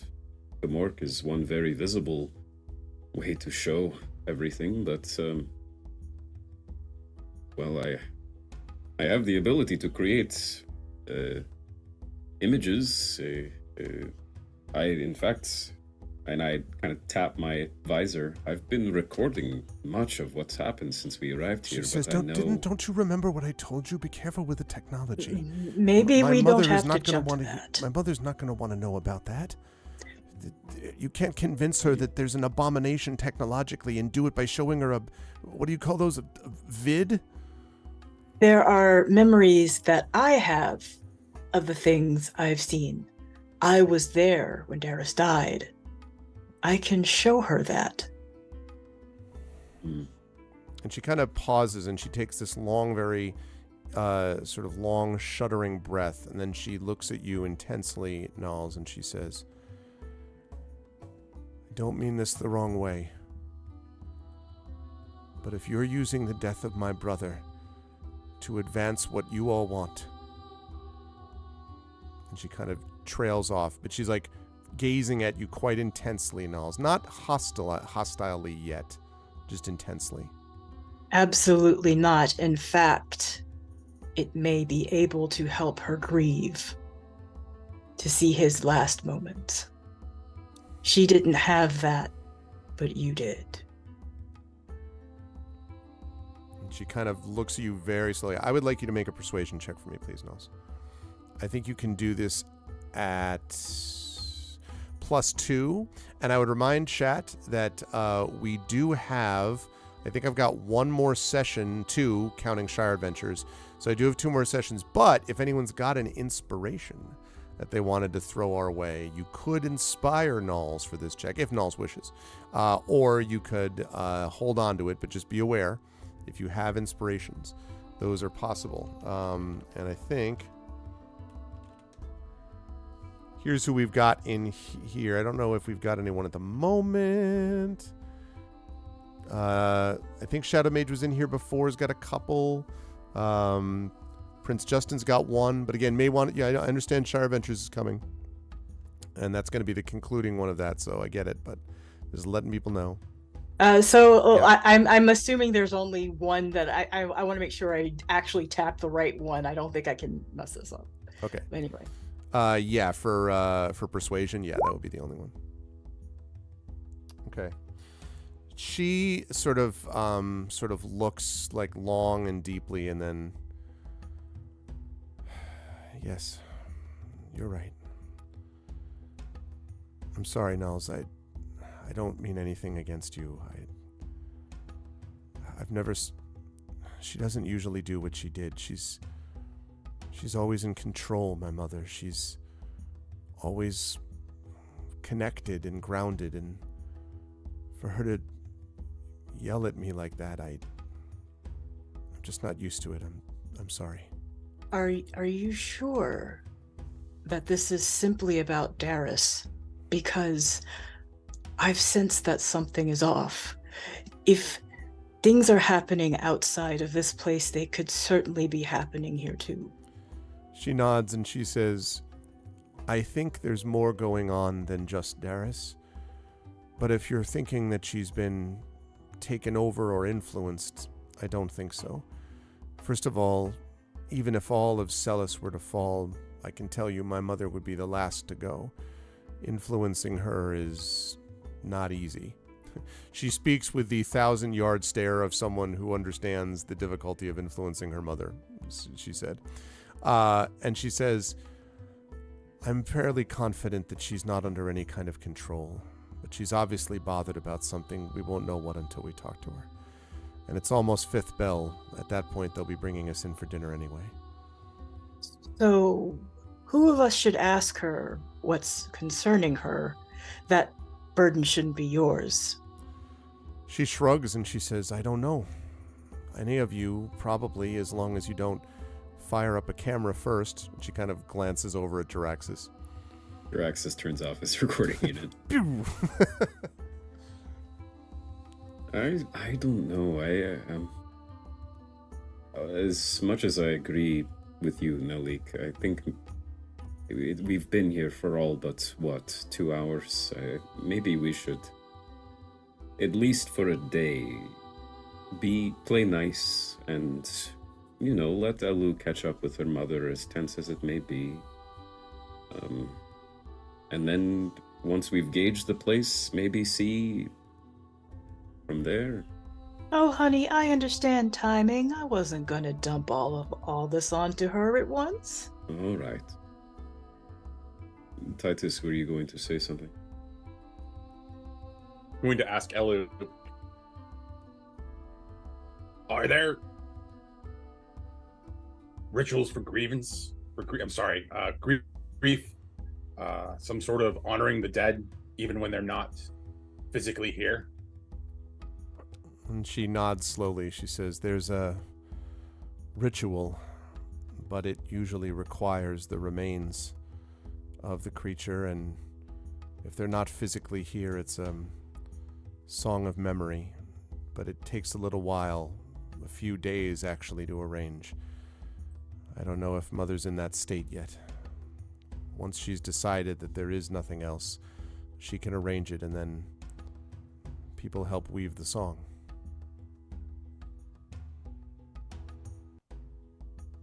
Will this bring you and your mother together?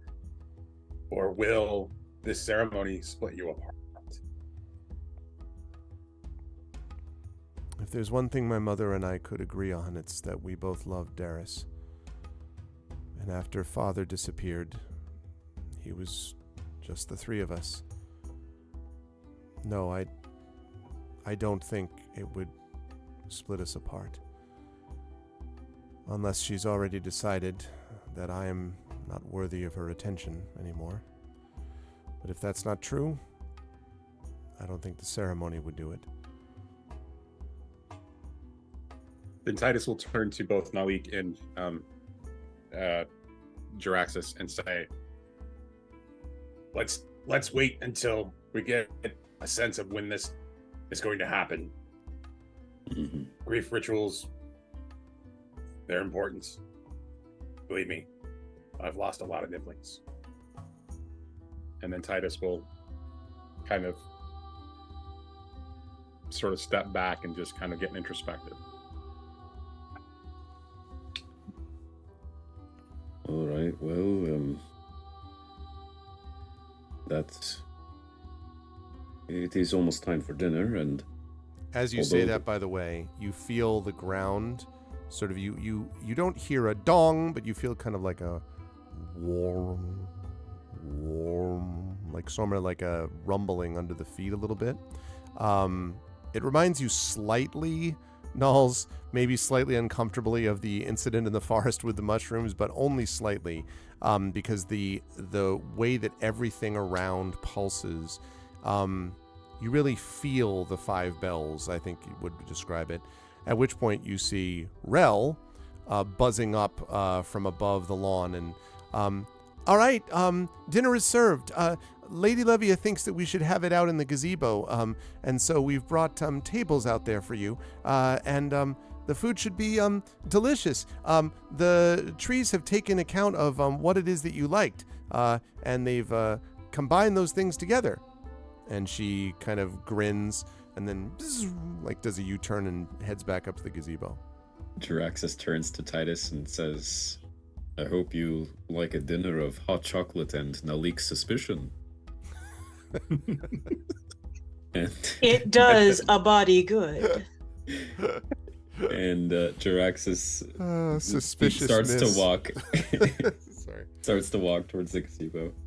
Eyeing Jaraxxus, Titus reaches into his pack, pulls out another stick of jerky, and just goes crunch, and just starts chewing on the jerky. Okay. So if you make your way up to the gazebo, when you all get there, you can see that the gazebo has indeed been laid out. There is a great spread that's been put out for that. Yeah, bacon-flavored ice cream. Exactly. It's going to go over super well with a bunch of vegetarians. And in the middle of this gazebo, there is a table, but you notice that the table itself is really what looks like an elevated tree trunk, which you know was not there the last time you were in this gazebo. And on it has been set this incredible series of plates.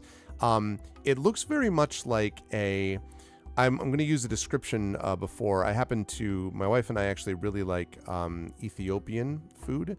And one of the things about Ethiopian food is that you often eat it, first of all, seated on the ground, cross-legged, and also using a particular kind of bread with which it's basically this huge kind of flat and flexible and doughy kind of bread that they put different piles of meat and vegetables and different things all on there, and then you literally just use the bread to like fold up the bread and scoop up what you want and eat it. So you don't use utensils, you use the bread to do it. It's delicious.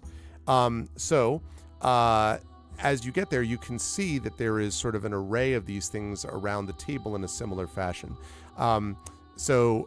Titus, there is what you would describe, there is indeed a small, not a mug, really kind of like a goblet, although it seems to be a wooden goblet, of what seems to be steaming chocolate smelling something or other. But there's also on your plate what you think might be kind of infused, sort of chocolate infused, maybe mole sauce almost, type of stuff that is layered and ladled over this kind of rice, sort of sticky rice ball, is the way I would describe it. That you, as you're sort of looking, you have certainly not seen anything like this before, but the flavoring, or at least the smell, seems somewhat familiar to you. Nulls, your version of this, your plate, actually I'll come to your plate last. Jaraxxus, your plate has a number of these, not cubes this time, but a number of different, what look like sort of definitely savory, but they're not just cubes. They are basically strips of different kinds, and they seem to be on little wooden sticks, almost like skewers or something like that. And they're definitely some kind of vegetable in nature, but they have this sort of texture that's very sort of a little bit chewy and stuff like that, and that has this sort of savory smell to it as you sit down. Fobs' plate is covered in shadow. We have no idea what that is. And then Nulls' plate. Nulls, your plate, which is last, has nothing on it except one sort of piece of what looks almost like flatbread. Not the doughy bread that I described before, but a kind of plain flatbread. It does look like it was spiced in some way, a little bit, but it otherwise has no recognizable features. It doesn't have anything on top of it. It's just this spiced of some kind flatbread that is in the center of your plate. And the Lady Livia is already there, and as you come in, says, please be seated and let us eat, and hopefully we can work to what must happen next. She doesn't meet anyone's eyes, really, other than just sort of, Go ahead, Drax. Yeah, Jaraxxus thanks her and takes a seat, and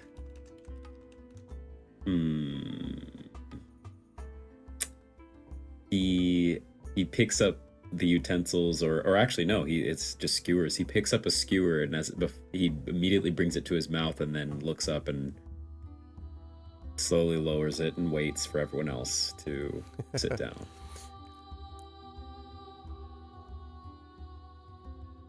Okay. Is everyone else sitting down? Yes, Null sits. Okay. Titus? Titus digs in. Titus is just Okay. assumes that that's the case, that they're offering us the food, just digs in. Okay. And there doesn't seem to be any objection. Nobody seems to be like, what? How dare you?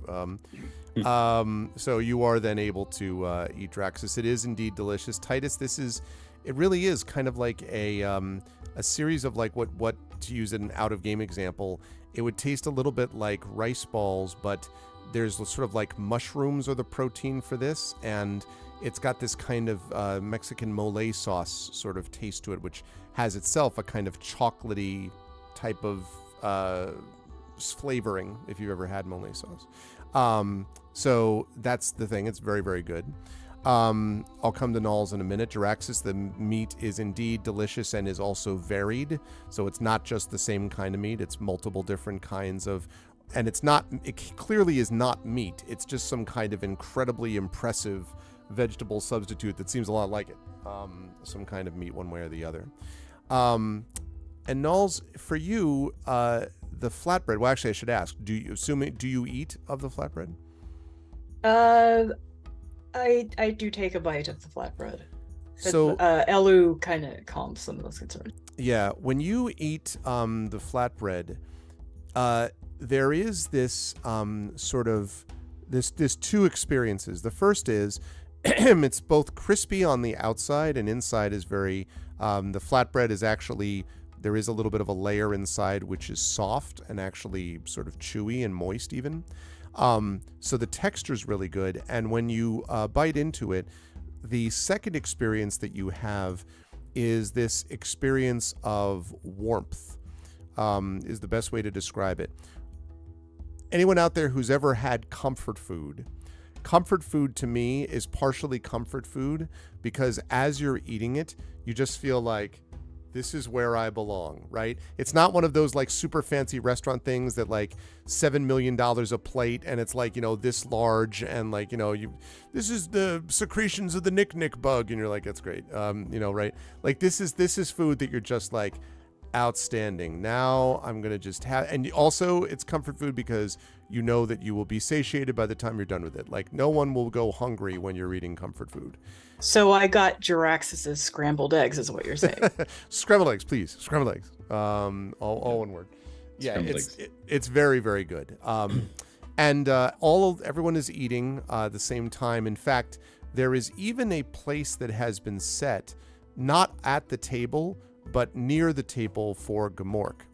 And you notice that Gamork has A, not objected to this, and B, doesn't like complain about anything or growl about it. He's just lying there eating away at whatever it is that they've given him nearby. And you get the impression this is not, okay, he's a wolf, so he's an animal and he doesn't get to eat with us. It's more like this is where he feels more comfortable, if you had to guess, just based on the way he's reacting. Mm-hmm. And so he's eating away. And after a little bit, Levia says, well, besides all of the other unpleasantness, I'm curious as to why it is that what must be done. And she's sort of halting a little bit and then, Elu, what has happened? Why have you come? And so Elu explains the whole thing, after the business with Darius. She says, Mother, the Primarch is not... They cannot be in his right mind, or he would not do this. Aoth, the light of Aoth has taken over somehow, and they are pursuing us, and we came to seek your counsel. Even if we are here in this cave protected, the people out there are not, and Camria is not, and I don't know where the Primarch will go, or what they will do. And Levia sort of nods thoughtfully, and then she looks at all of you and she says, and all of you have banded together and come to seek our aid, even those who are from elsewhere. And she kind of looks at you, Titus, and then you, Jiraxis.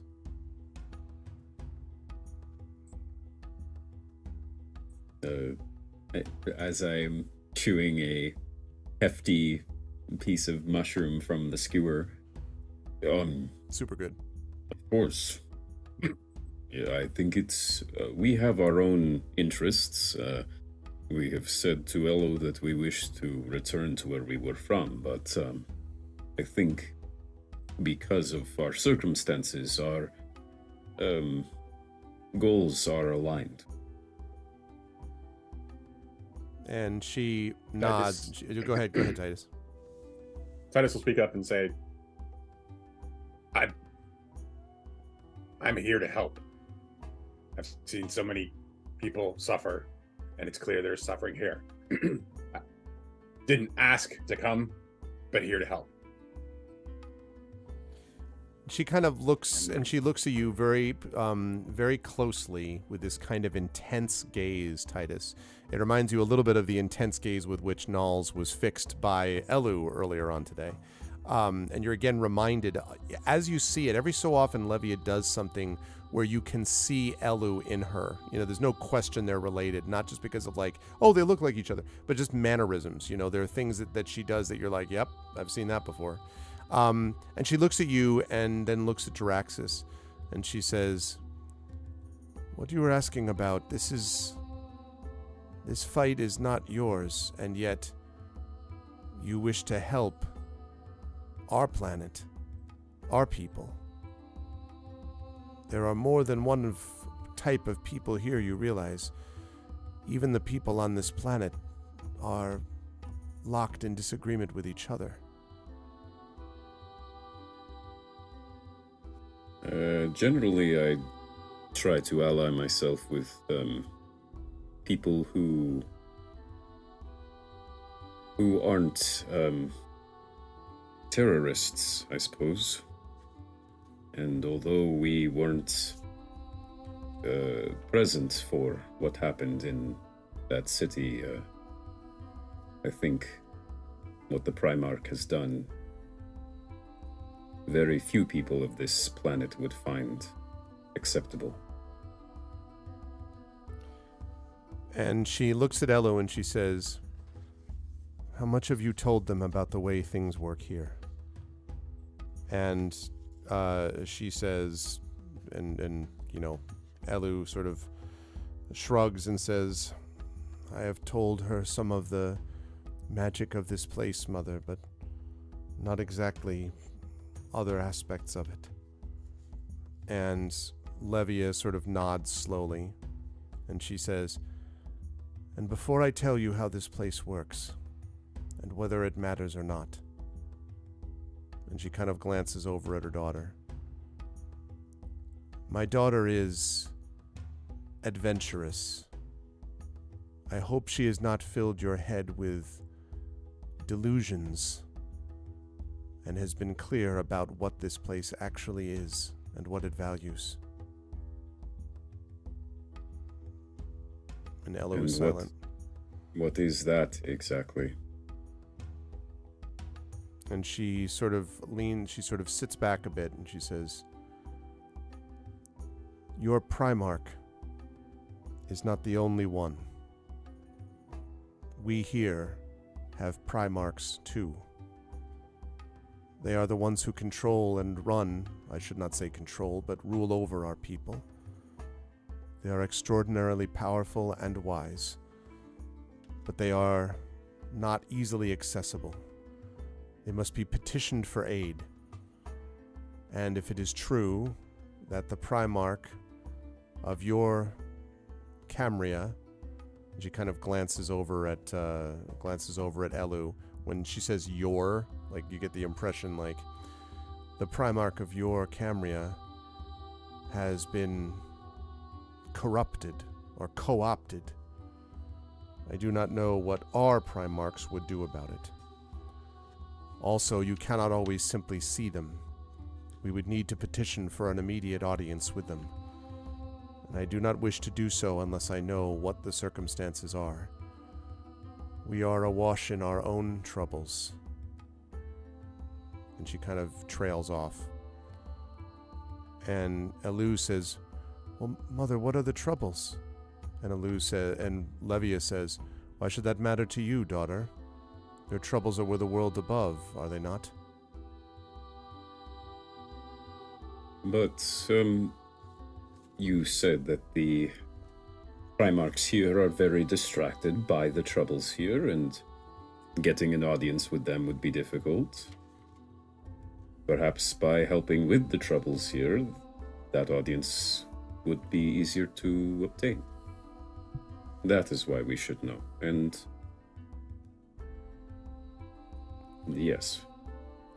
So she takes a deep breath and she says, I don't know whether you are to be trusted, but something about you strikes me as truthful.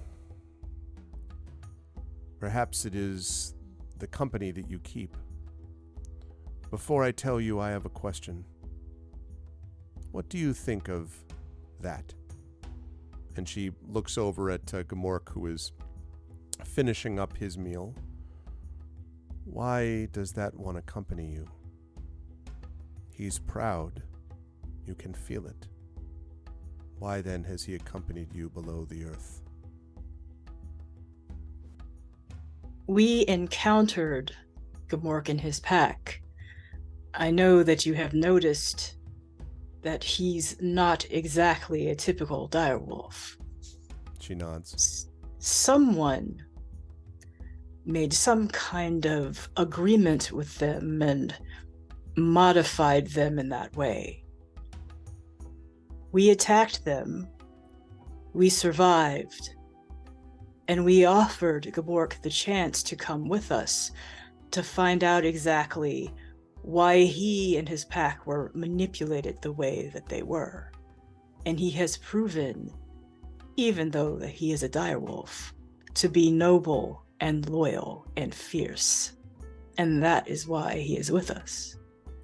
You hear a and you look over and you can see that he has spit out a piece of something which looks suspiciously like it's clearly not actually this because you don't think it would fly here, but it looks like some kind of a bone. And if you had to guess, it's maybe like something which looks like a bone, right? You know, something along those lines. Some white mushroom or exactly. And he kind of growls. And she nods slowly and she says, "But your people fear these, don't they? Do they not hunt them, fly from them, trap them, kill them, eat their flesh even if it suits them?" Well, some do, but that's not us.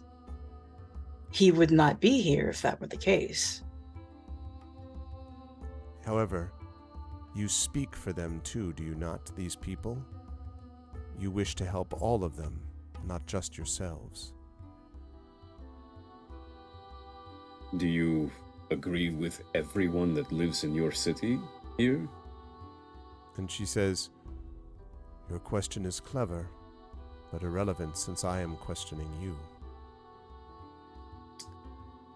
Well, then I will answer the question that I asked you, which is, of course, we don't agree with everyone up there on the surface.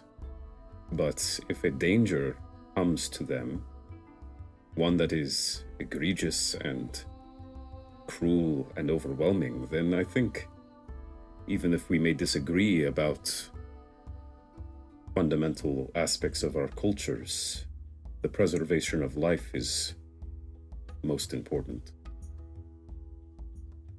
So if this one here, and again she looks back at Gamork, if this one here were in danger, if his life was at risk,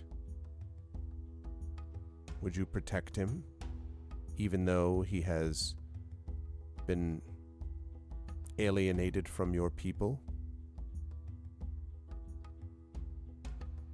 He's our friend and our comrade, so of course. I would like a persuasion check, and I'll let any one of the three of you do it. I won't tell you what the bonus is until you tell me which one of you is going to try, because it'll be different. It looked like Titus was going to say something. Yeah, Titus can feel free to do so also. Nalik made the same point that Titus was. Okay, so then which one not- would like to I think fob from the Nalik- shadows? I think. Yeah, I think Nalik should do it. Okay, so my persuasion is +4. Is anybody I'm the same. not? You're good. Okay, here we go. So your bonus to this, Nulls, is going to be +3, so Okay. +7 total. Woo! What? Okay. Yeah. Okay, so 12. And then plus the 3, so 12. She sort of pauses and looks for a long time, and then she says, "Well, Elu, it appears you've chosen your friends well.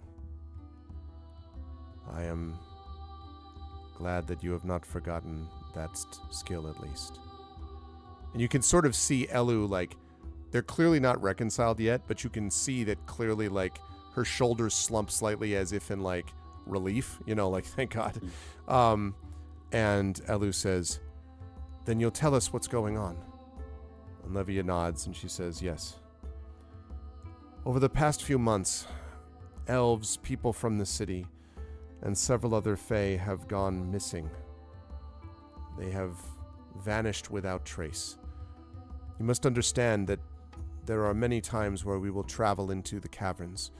We will explore different areas. Sometimes we will take retreats. This is not unexpected. But for no one to know of where these people have gone on such a trip, nor for them not to return after several days, a week, perhaps a month, this is not normal for us. These of our people have simply disappeared entirely. And the most recent one was an entire troop, a dozen elves. And she kind of looks over at Elu. Nyalestri was among them, Elu. Now, when you hear Nyalestri, Elu kind of almost jerks back, and she says, what, gone? Just gone. And Levia nods and says, yes, just gone. And Elu sort of like says nothing and then looks around you and says, Nyalestri was... It's Naya. She's was my best friend growing up. She was an artist. Is an artist. She can't really be gone. Not really. She's just on one of her... And Levia says, I will answer whatever questions I can. But many have been disappearing. And now that we know that these disappearances have been permanent, we've worked backwards. We think that the disappearances began even earlier than we began to notice them. And, we have no answers. I have a strange ask, but I don't think you are afraid of the peculiar. And she nods. We might be able to get some sense of where they might be, and I look towards the trees. Are you good with smells? Can you smell something? I understand that you are a druid. And place that smell, that location, that area. Your suggestion is wisdom, but we have already tried this. In fact, the trees both here and throughout our land of Celis are all in contact with each other. What one senses on one end of this palace district is felt all the way to the other end of the garden district. Anything at all that you might have felt has now been felt by them all. And she stares right at you, Drex. No, I'm just kidding. I made that part up.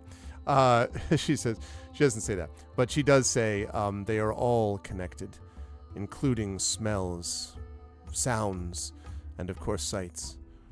We feel our people as much as we see and hear them, and the smell that you mentioned is part of that. So Yet the trees have told us nothing. It is as if they have gone completely. There 1 second, then gone the next, and the trees cannot tell us why either, or how. maybe disappeared, but on another plane. Perhaps this place is connected to such things, but accessing it is not something we can do on our own. It is... planar travel is something we have heard of, but have never actually experienced. I will tell you anything you need to know about the nature of the disappearances. If I can be of any assistance in providing information, I will, and will provide any help I can. Perhaps if you were to investigate this thing, while Elu and I go to petition the Primarchs, we perhaps could get an accelerated audience with them, sooner rather than later, and especially if you helped us with this trouble, I cannot but imagine that the audience would be granted.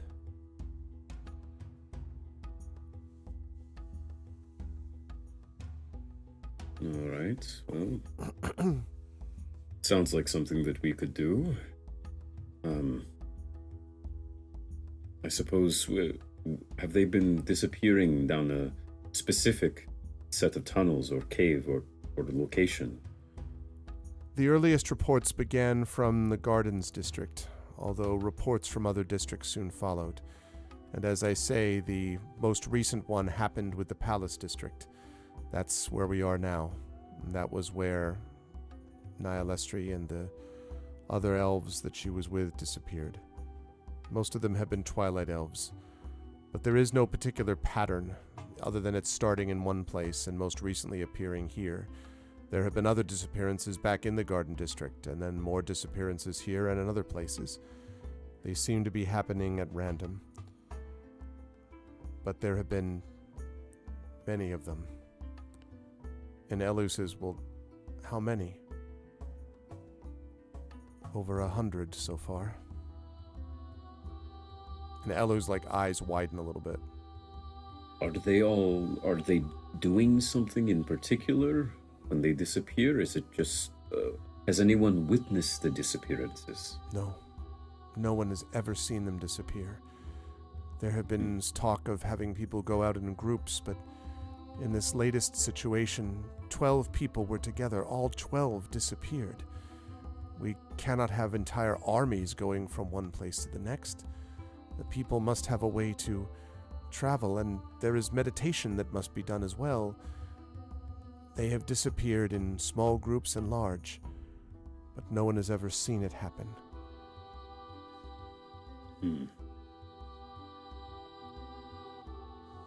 All right, well,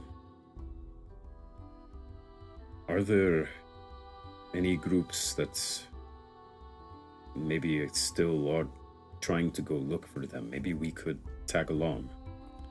And she says, I know that the last to see Nihilestri, was her troupe of artists. They are doing a gallery show near Moonshadow Lake. And Elu nods. Moonshadow Lake is that one that you were up on the plateau, you know, when you first transported in. You could look down below and see this magnificent-looking lake that was the largest one in the district, clearly. Apparently that's the lake that they're talking about. And there is this troupe of artists doing an outdoor installation, basically this gallery show near Moonshadow Lake. And she says they were the last to see her, and they have not all disappeared. Perhaps that is something. Other than that, there are multiple places you could go. Their home or troop, you could ask the people. I suppose speak to the authorities for whatever good that will do. I'm sure that you have reports that you have jotted down, any patterns that you could notice, or things like this profession was taken and then the next profession. Is there anything like that? I have not, but the authorities have. There is a constabulary nearby. You could speak to Bramblestalk. Now, Ray, Ray, I've just got Star Wars in the brain. Rel, when Rel flies in, Rel has been flying around the outside, and Rel has been kind of very quietly hovering. And in fact, Titus, sort of, you're a little bit startled maybe because Rel's kind of like, bzz, like makes this sudden noise when she hears the sound of Bramblestalk. And Levia looks over. What is it, Rel? Oh, nothing, Lady Levia, nothing at all. It's fine. Bramblestalk is he, and Levia says, I know you don't like him, but he is the authority here. Yes, he is the authority here, and you would swear that you thought she made quote signs with her wings, but it may have just been a moment, just a moment, one way or the other. Apparently, there is a small building near a bridge between the temple and the market district where Bramblestalk, who is in fact a sprite, is the authority figure who has been like pursuing this. Because apparently these disappearances began 14 months ago.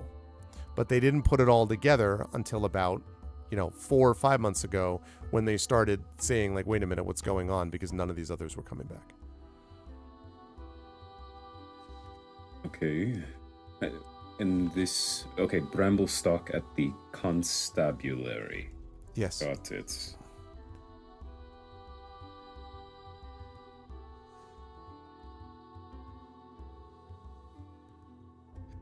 All right. It's been about a couple of weeks since we've arrived on planet. Yes, I think that's about right. Because you had the arrival, you had a couple of days where you were waiting, you had... you were traveling through, you waited at that place a couple of days. It's probably been about, actually not quite 2 weeks. I say it's been about maybe 9 days, maybe a couple days past a week, I would say.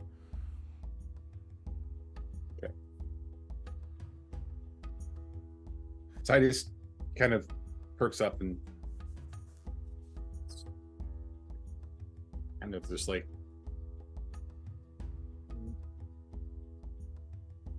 what? Was there anything significant about the date? A solstice of some kind 14 months ago? Is there something in the natural order of things that is regularly tracked, checked, acknowledged, celebrated? Feared? And she thinks about that for a bit, and then says, "No, I don't believe so. There are various rituals that happen throughout the course of the cycles, but nothing in particular that has happened 14 months ago.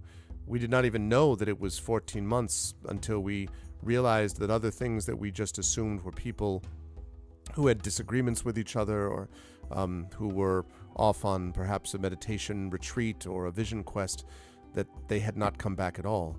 The Twilight Elves, as I say, sometimes disappear for a period of time, but they always return. And it wasn't until we realized that others were not returning that we inquired further. And that's when we knew that it was about 14 months ago, but no specific date. There may even be one or two that disappeared earlier that we may not have realized yet." I don't know if this is connected or not, but when we arrived, I spoke Elvish to the guards, and they didn't seem to understand me. Do you know why that might be? Yes. It is because the elves are not what we are, at least not anymore. We are known as Twilight Elves. We have been down here for hundreds of years, and in that time, language has changed and shifted. There are some who still maintain contact with the outside world, and her eyes kind of flicker over to Elu for a minute, then back to you. But for the most part, we remain here until and unless we are contacted by the outside world, perhaps one of the Primarchs of the outside world. So the language you spoke to them probably felt as if it were a relic. They may have picked up certain words and phrases that are echoes of ours, but our language is not the Elvish language. They probably were confused, and given what has happened to us in the last year, I understand their suspicion.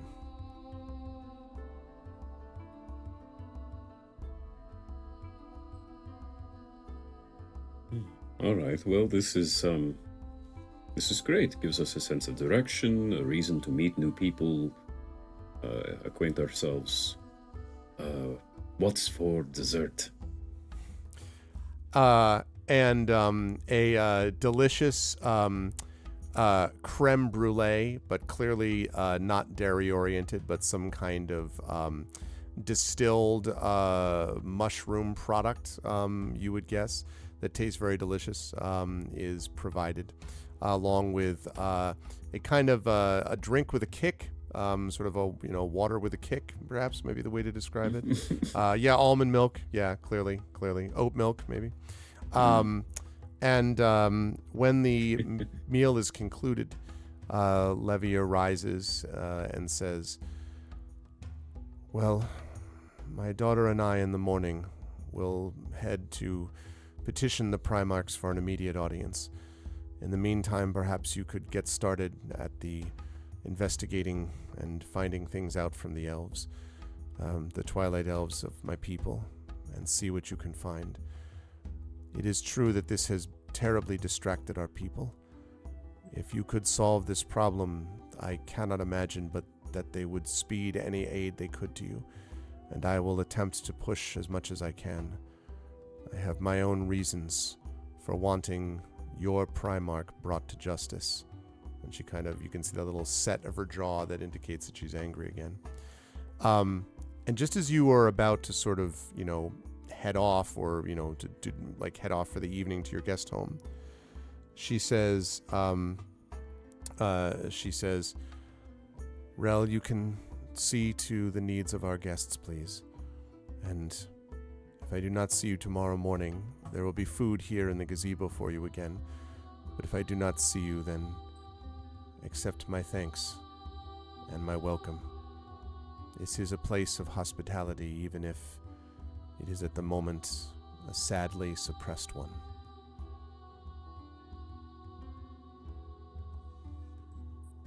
And she kind of bows and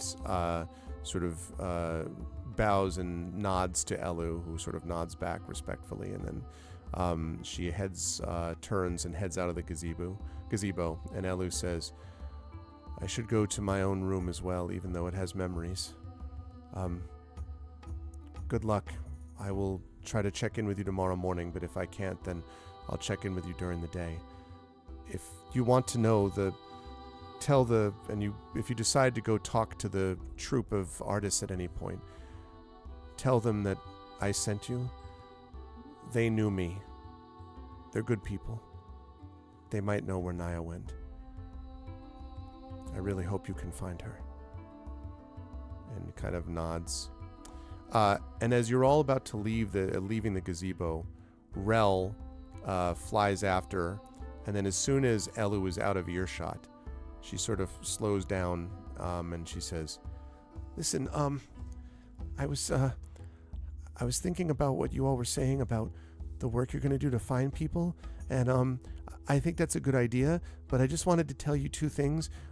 One is that Bramblestalk is a stuck-up officious jerk. Okay, I mean, he probably isn't a bad guy, and I know that he's done some good before, but he's also really a jerk, and I just want you to know that. Be careful, because he's going to do jerkish things. He's really a jerk." And she kind of says that, and then sort of does several loops to kind of emphasize the point. And she says, Does he feel the same way about you? Well, I'm not a jerk. Of course not. But does he think you are one? He thinks that I am biased in favor of this family. And well, if what he means is that I care about these people, well, he's right. And so should he. She kind of sticks out her chin defiantly. And she says, and there's one other thing. Darius was very important to them. But when Elu said it was just her and her mother, Lady Levia, and Darius, that's true. But not completely. There's a sister, Mavra. She's been estranged from both of her siblings and her mother for a long time. But she came to see me a couple of days ago. She told me that she was going to investigate what had happened to Naya. She was going to look at her home. I asked her why, and she said that Naya had always been good to her when they were little. But she's gone now, too. I haven't been able to find her. Maybe they won't care what happens to her. But I do. If you find Mavra, you might find more information. And maybe you can help bring this family together when all it wants to do is fall apart. And she sadly turns and flies away. And with that echoing in your ears, we will bring this session to a close.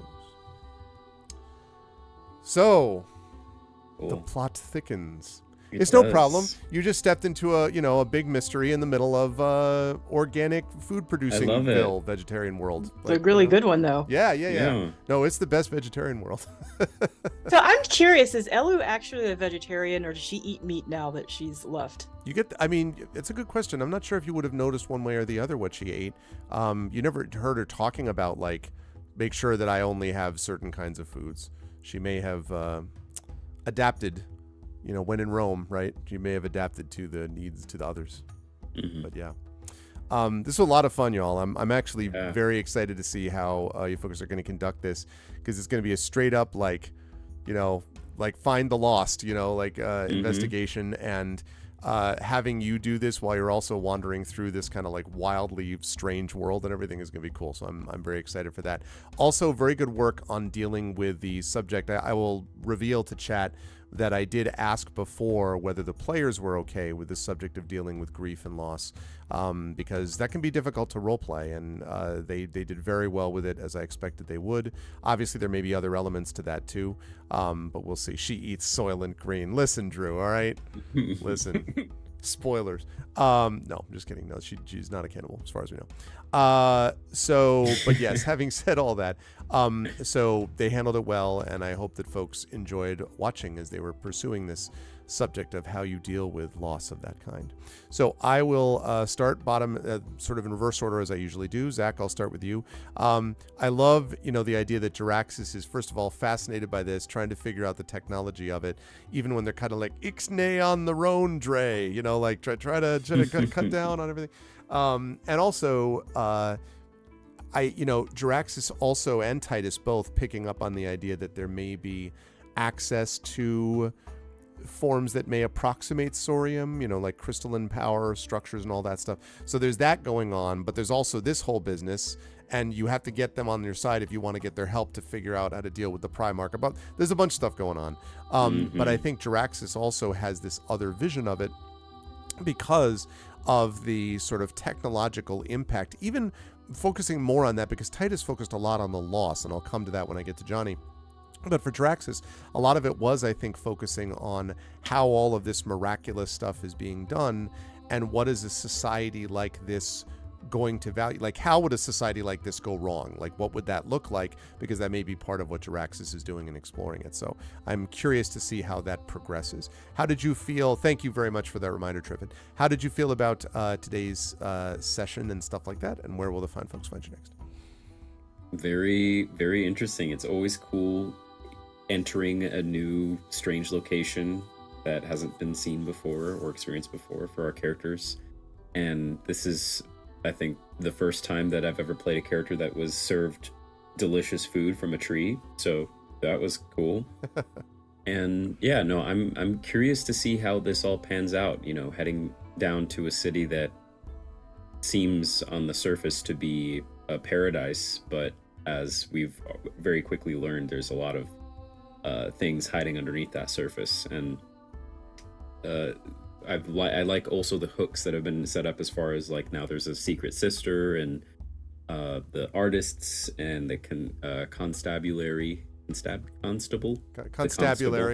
where the constable Yes. can be found. Your boy Bramblestock waiting there. Yeah, your boy Bramblestock, which Jiraxis is 100% shipping Bramblestock and Rel. There's got to be some bad history there. It's gonna help it resolve itself. Such a jerk. It makes for great reality TV, so he's gonna make sure to do that. So the fine people will find me here for this next time. I'm very excited to see how this moves forward, and the next time that we can get everyone together. You'll also find me for our vocalists, where our next session will be the infamous once a year Christmas Carol episode, with probably one of the largest our vocalist casts ever. Yeah. And that's going to be a lot of fun. Really looking forward to that. And then on my own channel and on my own social medias, which are in the abundantly impressed links in chat that you'll find. I'm sure if you're watching, you're already very familiar with the things that I do. So yeah, that's about it for me now. Very glad to disappear into some story for a while. I'm excited to have you as a part of it. Thank you, Zach. I'm looking forward to all that. Yeah, famous, probably not infamous, because it's never ended in disaster. I think we were talking about the famous part of things. Forgive my English. Shadow Mage was like infamous. He's like, yeah, no. Also infamous. And yeah, I do want to just quickly call that out very briefly, Drew, because I think it's important to note this. The safety tool thing. So I don't use every safety tool, and there's reasons why I don't use every single one, and I don't need to get into that now. That subject for a future later discussion. But I always do try to use now lines and veils, and when things come up throughout the course of adventure, I try to highlight those. And the reason I do that, I did not always do that, honestly, and a lot of it is because I always knew that I had myself very careful filters put in place. What I have come to learn is that that's not enough. I've never actually run into trouble where I've gone into something that was harmful and offensive, but I've gone to places where it could, if I were not careful, have gone that way, and I don't want to like even take a risk that I didn't mean to, you know, like, so for example, in the Esper Genesis campaign, there was a lot of stuff that came up, especially later in the campaign, about control, about the long winter, and about, like, you know, creatures that took over and stuff like that. And I had this discussion with both Zach and Kat about those things that came up. Not that they were like, you did something that you shouldn't have done, but that it was sort of like, hey, just be aware that this is a thing. And I was like, yeah, I need to be careful about front loading that as I do it, so that I never run into a mistake that, you know, other people could run into. So I do want to encourage folks who are watching that are interested in DMing and GMing to do the same thing. It does not shut down discussion. It does not cut down the ability to deal with very serious and major topics. What it does is build trust between players and GM. And what it does is mean that the whole place becomes a safe space within which you can play out very sometimes difficult moments. And you can do that knowing that everyone is on board with the same thing. So I do want to encourage the use of those safety tools, even for starting GMs and DMs who may be like, yeah, but I won't run into that yet. You don't know, you know, and that's why you sort of try to set these things up ahead of time, especially before the campaign begins, but then with regular check-in sessions during the course of it. So sorry to stop the outro, but I just wanted to highlight that because that is, I think, important for other people who are watching. So thank you, Zach. And and I do have to step away, but I can leave my camera on. Yeah, no problem. So Please, thank you, everyone. Go ahead, do that. And I'll see you next time. See you soon, Zach. Thanks. Okay, so Kat, of course, will be back with us, as I said, in Spain. Buy all of Kat's books. Kat's awesome, and will be back with us next month with more stuff from Fob, who silently was in the shadows today. Moving right on up to Toya. Toya, again, lovely stuff from Nulls. Always love the role-playing work that is done. I think the telepathy thing is going to be something which will be definitely useful for Nalik as time goes on.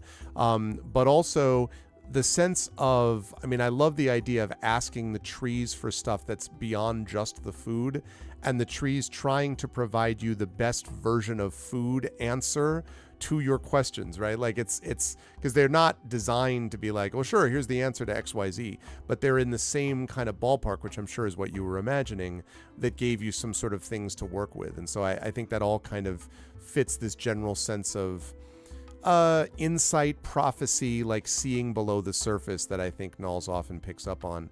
And sometimes something can feel alien and strange and not be threatening, right? But it's you need to figure out which is which, honestly. And so that's part of what Nulls is going to be doing, I imagine, in the process of working through this. So I am excited to see how that plays out. How'd you feel about today's session? Where will the lovely folks find you next? I like those trees a whole lot. I might use them some more. Who knows? But and there was deception going on. It wasn't malicious, but it was just that Levia did not trust them yet. Right, so right. She wasn't, going to just open arms tell them everything. But I did like the clever smell and then there's nothing there. That was really cool. I'm very intrigued by this mystery. I'm looking forward to like putting together the puzzle pieces of what people have already figured out. Yeah.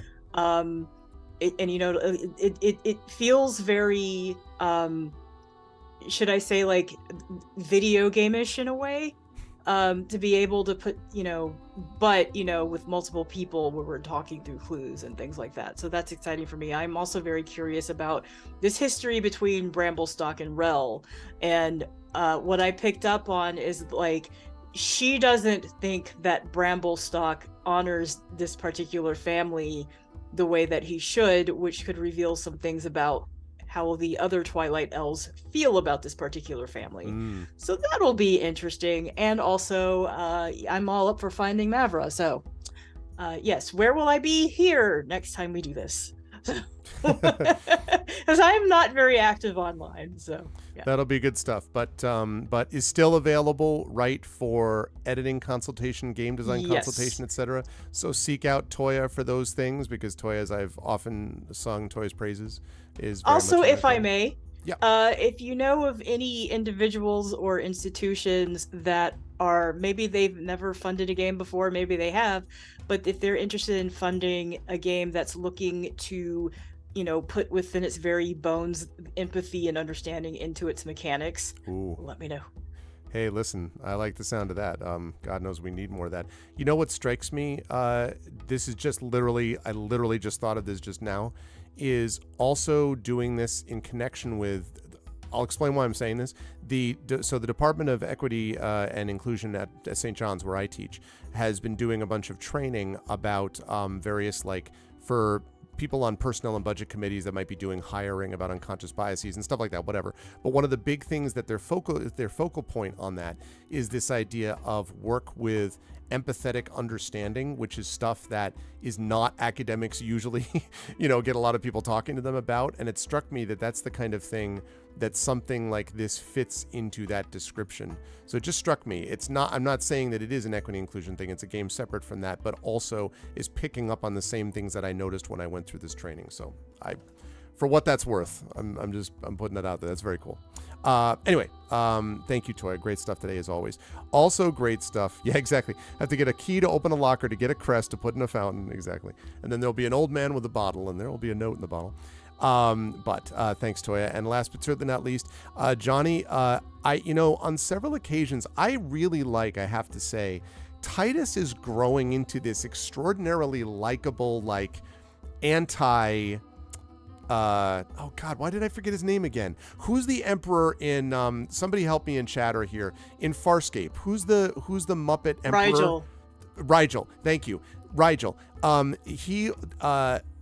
He's becoming like this anti-Rigel in this very positive way. He's seen a lot of stuff. He's done a lot of things. He really just wants to help people. All this stuff made me tear up a little bit, honestly, about, like, I've lost all these nibblings. And it was just Titus saying it, but you're just like, man, like, hundreds of years of loss, like that, and what he's had to go through. That really was cool. And I really like the way that Titus is coming together as a character in that regard. And also, I didn't know how Titus was going to handle the situation with everyone was trying to figure out, as Knowles was as well, how do I both help Elu, but also not piss off and make problems with, Levia and, like, all that stuff. So there was a lot of that, I think, going on. And I think Titus was also addressing that by going directly to Levia and being like, we're honored to be here and blah, blah, blah, blah. And, like, trying to figure out how to honor that loss. So I really like that development. And I don't know if you imagined that all the time for Titus, but it seems that, like, that's the direction that he's going, which I think has been a really neat thing that I might not have expected as an evolution of his character. How did you feel about today's session? Where will the fine folks find you next? Yeah, so Titus has always been a family man at his core. So the things that are going on here, like the tragedy and loss of a child, would be something that he would very much, like, tune into and be a part of. But also he's had a fair bit of experience, and so going into sketchy situations. So diplomacy is also one of the things that he rarely gets to use, but would think about first when he doesn't understand the culture and there's tragedy or grief going on in the situation. So yeah, that's cool. Always something that I think the character has had there, although getting a chance to flex it is rare given where we've been and what we've been doing so far. So this was kind of fun. I'm really intrigued. I'm really sorry that I missed last session because all the details about this place just keep popping up randomly in the dialogue and the descriptions. Oh, by the way, and I'm like, where the hell did we go? What the hell are we doing? Why are we, what? We're underground? What? We're this? What? Okay. Like, it's what happens, man. It's a magical place. FOMO. Don't miss totally. Or FOMO. Yeah. Right. Exactly. So yeah, great time. Really appreciate the way that this game got played. I'm curious as to what's going to happen when Fob gets here and has her own things to say about the situation. But otherwise, me, one of the places you'll find me next is here next month when we do. I think we're going to try for 2 sessions. Yes, that's my hope. That's my plan. That's the general plan. So you'll find me there. You may see me at PAX if you're wandering around PAX. That's in a couple of weeks. And you will see me intermittently. I'm doing some test streams on my own channel. And I'm not only doing that on Twitch, I'm also doing that on YouTube as well. So you might get a notification. Might pop up. But there will start to be scheduled broadcasts. So there will be an official sort of like a weekly thing starting in December, probably late night. The idea I have is a little bit unconventional and fun, so we're going to try something a little bit different. And then over the next couple of weeks, you might see the stream pop up. So stop by and say hello if you do. That's good stuff. Thank you very much, Johnny. And I'll also say, by the way, because I really want to see Titus and all the other characters rendered, I will continue to follow up with. I know. It's not me this time, man. I know. I It's get not it. me. I get it. It's not me this No, time. all I'm saying is make sure to follow up when you get a chance. Only because you reminded me that I'm like, I Yeah, I really will. want to see the new version of Titus. I hope maybe at PAX you're able to see. Thank you for the Thank you, cheer Dragon very Spear. much, Dragon Spear. I'll add that to the list. Thank you, Dragon. Like at PAX or something like that, some custom puppet or something, for Titus, because the paper is both charming, but I would love to see like just what, I don't know, maybe because I'm thinking about Rigel, so now I just want a reverse Rigel Muppet, basically. That would be this right. is. That would be pretty epic. Oh, and just a note for later, we're about to go on a long rest because we haven't had one in a while. You are going to get a long rest in a really awesome, huge cabin house where the trees listen to you. It'll be great. Cool. It's going to be good times. So yes, you're definitely going to do that. Chat, can we get? Thank you, Johnny. Good stuff. Can't wait for next month. Chat, can we get some love for the amazing players of the expedition from Mysterious Peaks that included tonight Johnny Pittman, Toya Kristen Finley, and Zach Clay. Cat Rambo returning next month. Thank you, players. Wonderful work. I will see you folks next month. Bye for now. Bye, everybody. Alrighty. Really enjoy that crew. I enjoy that crew also because just the world is so wild and crazy that like I'm just like, man, I love exploring the world with them and I love their reactions. Like the whole business where I'm doing all this stuff and they're just like, and they're going with it. I mean, they're not just like, oh, what's the weirdness here? I mean, they're just like, they're embracing the idea. And I love that feeling. And that, of course, is a tribute to the design work of Rich Lescoux-Flair and the folks at Alligator Alley and the whole group as a whole and how that all playing has happened. So they're doing that too. Okay. So before I let you folks go for tonight, we do, as Triffid has reminded me, thank you, that next game link, because that is what I'm going to be playing next week, probably Friday. So probably a week from yesterday is going to be what I'm going to be playing next. So now is the time to be able to get your votes in. I'm going to be playing either Chants of Sennar, Dredge, or Pentiment. And all of these are good options, by the way. I'm happy with all of these. Dredge, Chants of Sennar, and Pentiment are all really neat. Dredge is kind of a exploration, vaguely Cthulhian fishing type of thing. It's a little bit like Sunless Sea. It's in that ballpark, I think. Pentiment is an RPG from Obsidian, actually, but it's based on like illuminated manuscripts and monks and stuff. That's very cool. That's a game that I sort of saw a little while ago, and Obsidian makes good stuff. So I think that's going to be cool. And then the last one, Chants of Sennar, is something I wanted to look at because, right. So there is this thing that that an adventure video game, Effect Life, suggested this. And the idea is that it's basically you solve puzzles and mini games to be able to translate fictional languages, because you go through this tower with a bunch of people who speak fictional languages and you have to translate it through experimentations and puzzles. And a notebook helps you translate words by showing like the context clues and nonverbal communication and stuff like that. So it's all pretty slick, I think. Like it's all pretty neat. I like all of them is my point. So they're all pretty cool. So get your votes in now. You can vote right on that straw poll. Dredge, Chants of Sennar, and Pentiment, because I'm going to shut this down in about a minute or so. While I'm doing that, I will mention that next month again, so this week, for those of you who came in a little bit late, schedule is a little bit weird. That language one is Chants of Sennar, S-E-N-N. I think it's actually spelled wrong here. I think it's S-E-N-N-A-R is what it's supposed to be, but it's Chants is the game. So there's Dredge, there's Chants of Sennar, and then there's Pentiment. So the schedule's a little bit not up in the air, but it's slightly in flux because I'm going to be off now until Tuesday. Tuesday, I'm just going to be doing the GOG stream from noon to 3. The reason is that I was going to originally be doing Shire Adventures Conclusion this Tuesday, but I can't do that because I have a thing that I'm going to with my son and my wife that we've been planning for a long time. And so we're doing that Tuesday into Wednesday. So we have to leave for that after the 3 o'clock hour. So as a result, I'm going to do Solasta, Pen and Pixel Solasta over in GOG.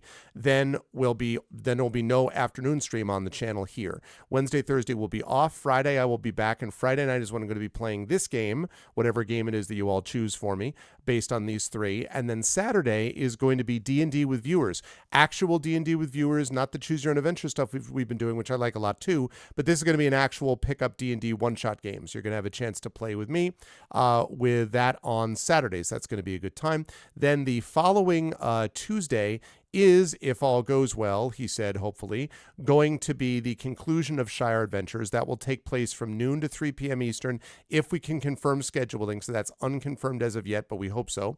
Then at 4:15, I'll be over on GOG.com for Pen and Pixels and Ghosts of Saltmarsh.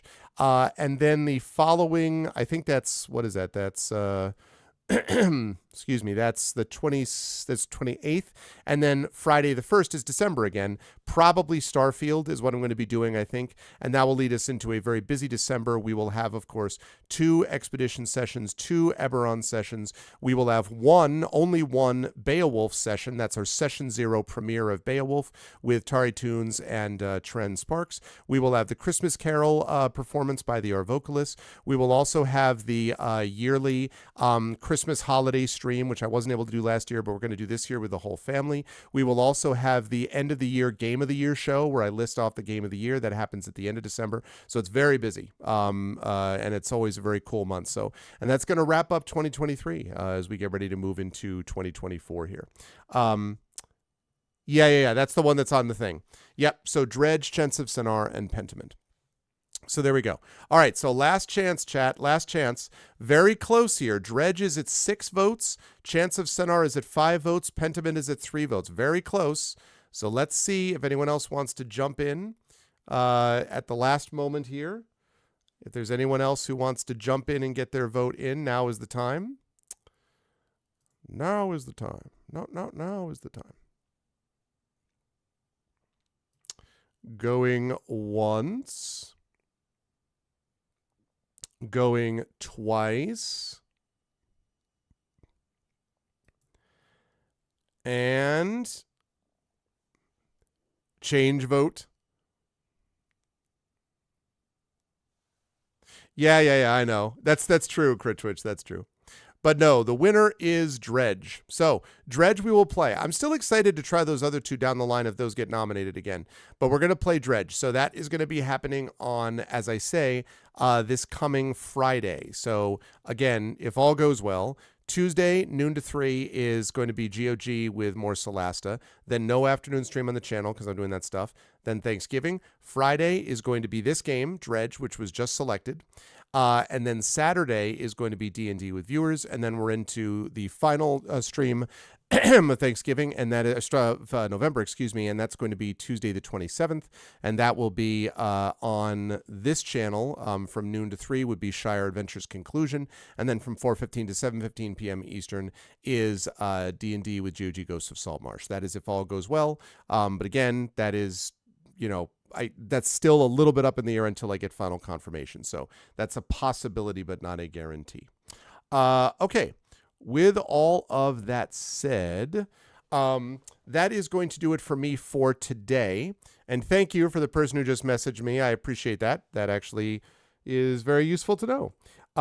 So we are going to do a raid today. Raids are very simple because it's still reasonably early based on when I usually stop. Raids are very simple. If you are not a sub, you're going to do this. The Arvans have landed, followed by Twitch raid. That's lowercase Twitch, uppercase R, lowercase AID. And then you've got Arvan, and you can, that's if you are not a sub. If you are a sub, you're going to do that. But then you also have Arvany Hype, Arvany Roar, Arvany Witch, Arvany Love, Arvany Blown, Arvany Smug, Arvany Ack, Arvany Ha, Arvany Cry, Arvany Crit Hit, Arvany Crit Miss, Arvany Sing, all the Arvanys. We got lots of emotes now. When you are brought over automagically to the person that we are going to be rating in just a moment. I want to thank everyone for being here as well. Reminder, ways to support the channel. Please follow us here. Please check out our YouTube, !ArvTube. If you've been watching on ArvTube, thank you. On YouTube, thank you. And please consider heading over and subscribing to us and following us on the Twitch channel as well. And again, !ArvTube if you're on my Twitch channel already. As well, !ArvCord for the Discord channel. And website website for all of this is arvaneleron.com. Also, my Twitter and Blue Sky, exclamation point Arv tweets and exclamation point Arv Sky. On the financial front, exclamation point Arv shop is the merchandise area, exclamation point Arv Treon is the Patreon, and subbing to the channel is always appreciated as well. All those things really do help the channel. On the publishing side of things, exclamation point Icarus, my graphic novel from Athos Arts, exclamation point Library is my Tales and Tomes from the Forbidden Library, which is my 5e adventure and source book from Alligator Alley Entertainment. And again, thank you to Alligator Alley for sponsoring this campaign of Expedition from the Mysterious Peaks. And then we have got, of course, exclamation point Greyshade, which is my Grey Assassin trilogy, Greyshade and Renegade, first 2 books in the series. The last one, of course, is Heretic. That'll be coming out next year. Greyshade and Renegade available now, along with the audiobook from Trent Sparks of Greyshade. All of those are available at that link, and you can pre-order Heretic and pre-order the tabletop role-playing game of Greyshade, coming out soon, TM, from Alligator Alley Entertainment and the mind of Brandon O'Brien. So it's going to be good along with those lines as well. And last but certainly not least, exclamation point BLM, Black Lives Matter, important to affirm and assert the significance and importance of Black lives. Exclamation point Help Now, the World Health Organization page on suicide prevention. Important to reach out to others when you need help and reach out to others when they need help as well. And exclamation point Ukraine, UKRAINE, to help the people of Ukraine as they fight back against an illegal and illegitimate war with bravery and courage, and send the message that we will do so in the future for others who are in a similar situation. Otherwise, I will see you folks back here on this channel, as I say, Tuesday, noon, actually not on this channel, over on GOG.com, I'm sorry, at noon Eastern for Pen and Pixels and Solasta, and then back on this channel Friday for the Patreon-fueled chat chosen game of the month, which will be Dredge. So that's what we've got going on with that. Otherwise, please stick around for the raid. Please spread the word about the show. Let everyone know about it. And thank you all so much for being here and being awesome. Thank you to my wonderful mods, Dragon Spear, Drew the Damager, Prince Justin, Shadow Mage, Triffity Mats, Best in the Business. Thanks as well to my Patreon supporters and subscribers, Dragon, Drew, Prince Justin, Shadow Mage, Triffid, Crit Twitch, Mrs. Dunsel, and my viewers, Jagtris, Mark, and Steven. Thank you so much to them and the YouTube folks for everything, and I will see all of you lovely folks back on the GOG channel on Tuesday and back here next Friday for more D&D with viewers. Until then, everyone, please be good to each other. Stick around for the raid, and much love. I'll see you soon. Bye for now.